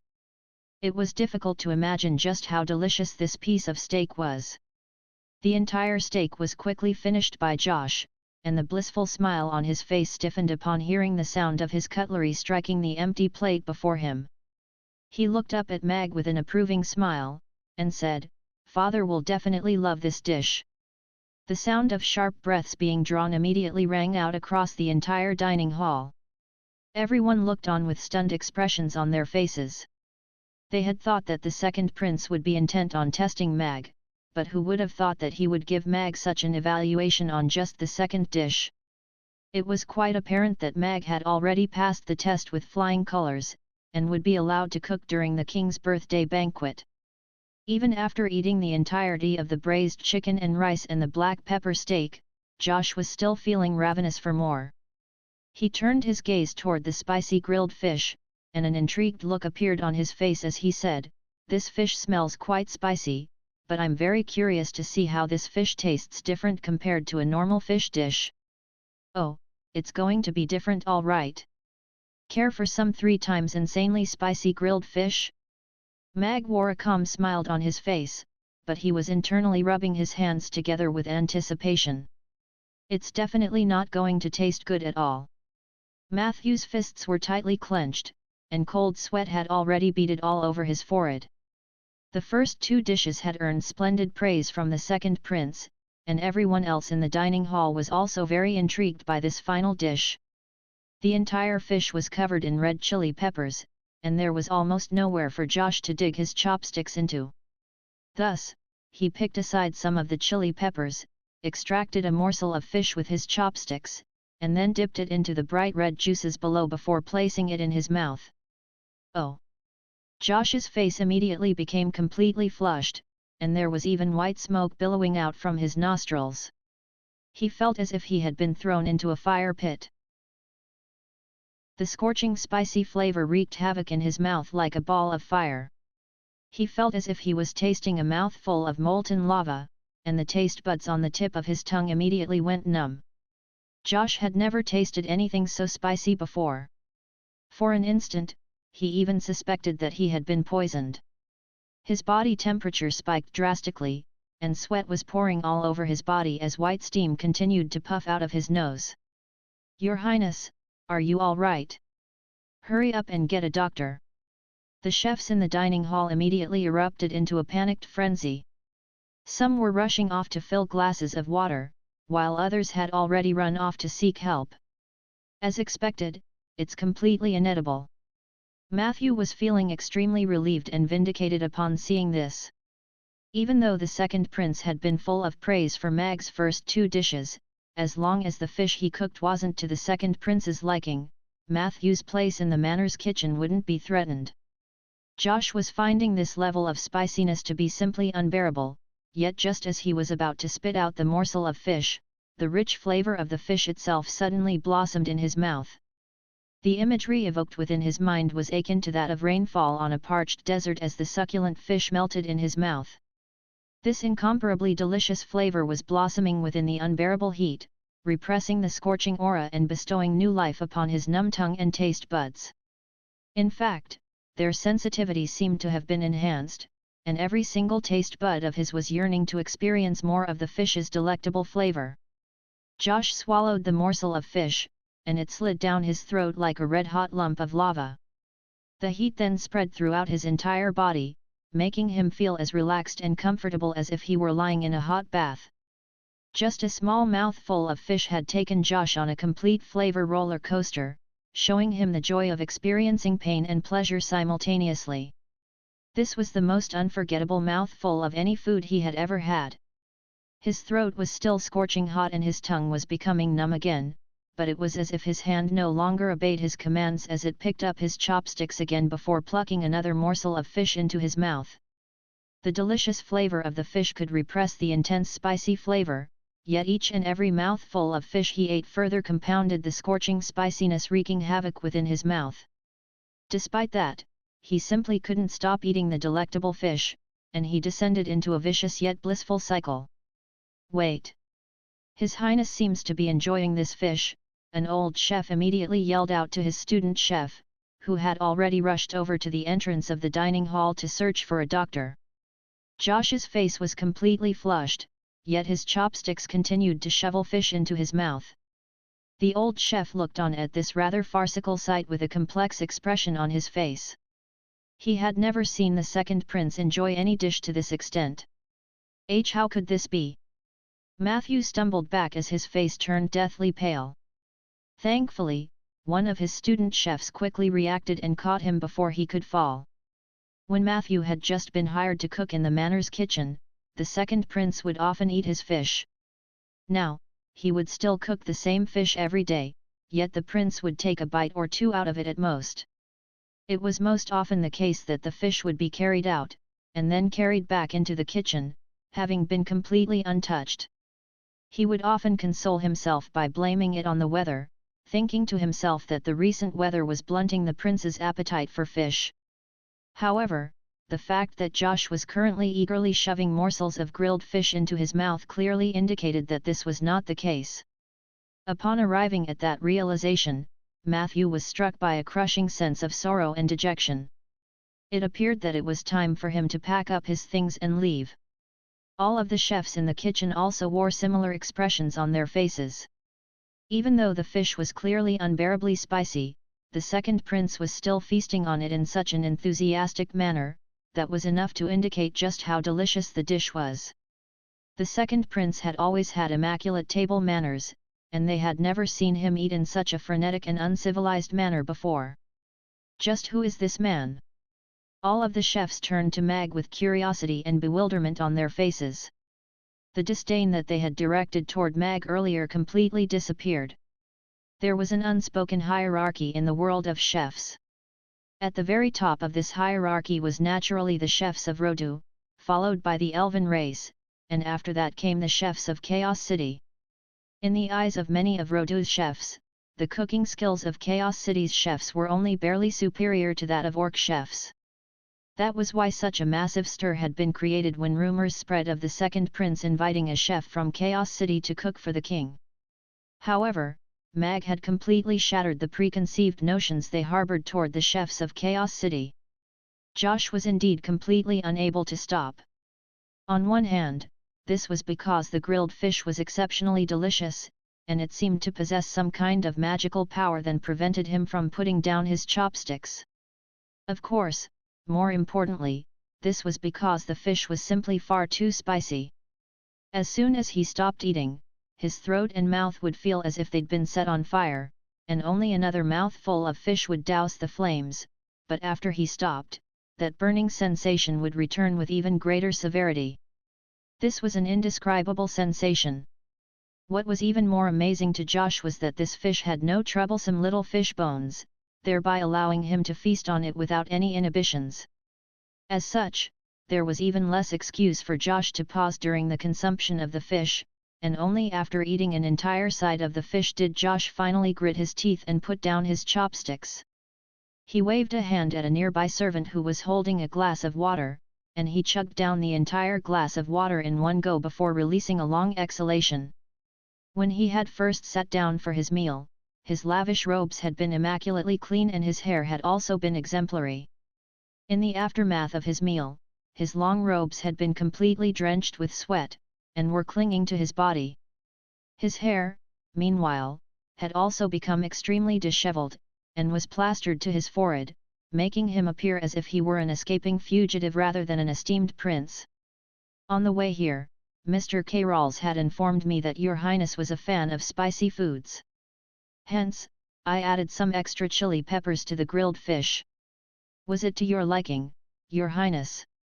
Mag pinned the blame on Carols and put on a nervous yet expectant expression, but he was feeling extremely satisfied internally. That's what you get for taking Amy hostage 3 years ago. If I get the chance in the future, I'll make you taste the 4 times, 5 times, even 6 times insanely spicy grilled fish. I'll make sure your shoal is in constant agony. Josh felt as if he were slightly dehydrated from his profuse sweating, and all of his limbs felt sluggish and feeble. It was the exact same feeling as after emerging from a sauna, except his mouth, esophagus, and stomach were still on fire. A contemplative look appeared on Josh's face upon hearing this. If any other chef had reduced him to such a disheveled and unsightly state, he would definitely have them executed. However, the fish that Mag had cooked was undeniably delicious, and he derived far more joy than pain from eating it. As such, he couldn't really criticize the dish. After all, it was fairly common knowledge that he enjoyed spicy food, and Mag was only trying to cater to his tastes. With that in mind, a smile appeared on his face as he said, "The grilled fish that you cooked is the most delicious and spiciest fish dish I've ever had. You're far too kind, Your Highness. If you like it, I can cook it for you every day for the next few days." For once, Mag was being genuine with his words. He was indeed more than willing to cook spicy grilled fish for Josh every day. "You can go and have some food with your daughter now. I'll organize a place for you to stay at, and you can focus on preparing for the birthday banquet in 2 days." Josh rose to his feet before exiting the dining hall. So it's decided? Just like that? What else did you expect? Have you ever seen His Highness eat so much in a single meal? Those 3 dishes must have been amazing. I heard that he defeated head chef Beat of Dukas restaurant in a cooking contest in Chaos City. As expected, he really is an extremely good chef. As soon as Josh left, the slightly oppressive atmosphere in the dining hall was immediately lifted. Everyone had thought that this was going to be a complex judging process, and all of the chefs had already prepared themselves to weigh in with opinions of their own. However, Josh finished almost all 3 dishes by himself, and then made the executive decision to allow Mag to cook during the king's birthday banquet. He hadn't inquired anyone else's opinion, and the process went completely differently from what everyone had expected. Father is so awesome. Amy looked up at Mag with admiration shimmering in her eyes. Let's go eat as well. Mag patted Amy's head as a huge weight was lifted off his shoulders. He had vented some of his rage for Josh by feeding him that 3 times insanely spicy grilled fish. Furthermore, judging from Josh's reaction toward him, he seemed to have completely convinced himself that Mag wasn't Alex. As such, he had completed half of the objective that he had set out to achieve by coming to Rodu. Can we eat your cooking, Father? Amy asked with an expectant look on her face. Of course. I made enough braised chicken and rice for 3 people, and I can cook another steak for you. Mag smiled as he held onto Amy's little hand and made his way toward the kitchen. Yay! Amy yelled with elation. Meow! Ugly Duckling let loose an urgent cry as if it were desperately trying to tell them something. You'll get your share as well, Mag consoled with a smile. Ugly Duckling, if you pretend to fall unconscious like you did earlier today, you'll be getting no food from now on. Amy prodded Ugly Duckling's head with her finger as a disdainful look appeared on her face. Meow! Ugly Duckling pouted in a pitiable display as if to argue that it hadn't been pretending to be unconscious. Even if you really did faint, you'll still get no food. Amy added. Meow! Ugly Duckling lowered its head in a sheepish manner. Mag appraised the interaction between Amy and Ugly Duckling with a smile on his face. Even though a pair of white wing-like marks had appeared on Ugly Duckling's back, it was getting fatter every day, and it really didn't look like it would ever be able to fly. Just the imagery of a round ball of an orange cat flying with a pair of tiny white wings brought an amused smile to his face. Mag and Amy exited the dining hall, and the deathly pale Matthew quickly rushed over to the table.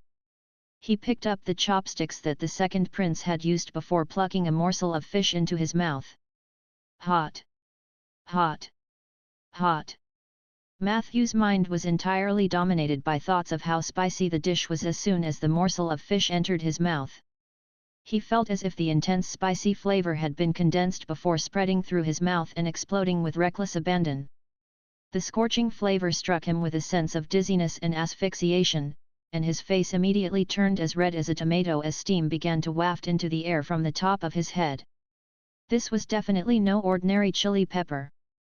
No matter how many ordinary chili peppers were used, there was no way that such an insane level of spiciness could be achieved. He had only tasted a small piece of fish, yet he felt as if he had almost suffocated. Matthew couldn't understand how such a horrendous fish could elicit such scintillating praise from the second prince. Right at this moment, pure flavor of the fish burst through the sea of fiery heat, blossoming like an oasis amid a scorching desert. Matthew had been born in a fishing village, and he learned how to cook his first fish dish from the mayor when he was just 12 years old. He was taken to Rodu by a wealthy merchant at 15 years of age, and worked as a student chef at the Mwasa Fish Cottage for 10 years. He learned how to cook a full fish feast from the old head chef there, and he went on to become an even more exceptional chef than his master had been. At 26 years of age, he became the head chef of the Mwasa Fish Cottage, specializing in all types of fish dishes, and making the Mwasa Fish Cottage the most renowned fish restaurant in the entirety of Rodu. It could be said that he had been cooking fish exclusively for 30 years. He had once thought that no one knew more about cooking fish than he did, and that there was no way anyone could cook a more delicious fish than he could. However, all of Matthew's beliefs were completely shattered in this moment. The skin of the fish was charred and crispy, while its flesh was succulent and tender. Its delicious flavor spread through his mouth, and not even the suffocating spiciness could prevent the flavor of the fish from shining through. Instead, the spiciness only worked to enhance the fish's flavor. Master, perhaps this is the unachievable flavor that you were aspiring to create your entire life. The chopstick slipped from Matthew's grasp and clattered to the ground while tears streamed down his face. The entire dining hall had descended into complete silence, and everyone wore complex expressions. Even though all of these chefs were constantly competing with each other, the exemplary cooking skills that Mag had displayed today struck everyone with a sense of peril and urgency. If the second prince were to hire Mag as a chef in his manor, all of the other chefs here would most likely have to reconsider their future. Don't worry, I won't be staying here.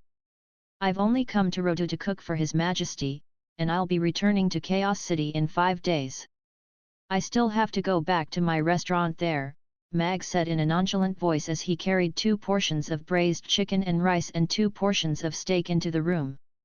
He placed the dishes onto a table before indicating for Amy to sit across from him. Everyone's eyes lit up upon hearing this. They were all rather surprised, but they also heaved an internal sigh of relief in unison. If Mag were to stay at the manor, all of them would most likely be unemployed in the near future. Matthew wiped the tears away from his face and made his way over to Mag's table. His face was still quite flushed, and he was staring intently at Mag, making Mag feel rather uncomfortable as he pulled the portions of braised chicken and rice closer to himself in a cautious manner. There are only 2 portions of braised chicken and rice, I didn't make any extra portions. I'm going to eat a portion, and Father is going to eat the other portion, so you have to go cook for yourself, Amy said with a serious expression as she shielded her bowl with her little hands. My name is Matthew, and I apologize if I offended you earlier. After tasting your spicy grilled fish, I was made aware of the wide gulf between our cooking skills, and I'm greatly ashamed for what I said earlier. I hope you may forgive me, Mr. Mag. Matthew bowed deeply to Mag as he spoke. Mag heaved a sigh of relief and released his bowl upon seeing this. All was well as long as this fat chef wasn't here to steal their food. He nodded, and replied, "It's good that you can learn from your mistakes." Amy also released her bowl and picked up her spoon before digging into her braised chicken and rice. Matthew hesitated momentarily before continuing, "Mr. Mag, I have a question, how were you able to cook such a delicious fish? I've been dedicating myself solely to the craft of cooking fish for 3 decades, yet the flavor of the fish I cook continues to be quite lackluster.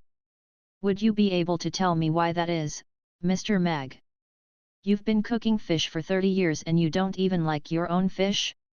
What a tragic life." Mag pursed his lips upon hearing this.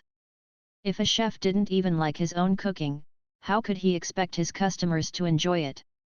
Mag thought about this for a moment before giving an earnest suggestion. "I suggest you stop cooking fish, and try cooking chicken instead. Perhaps you'll suddenly make a name for yourself and earn way more money than you did while cooking fish."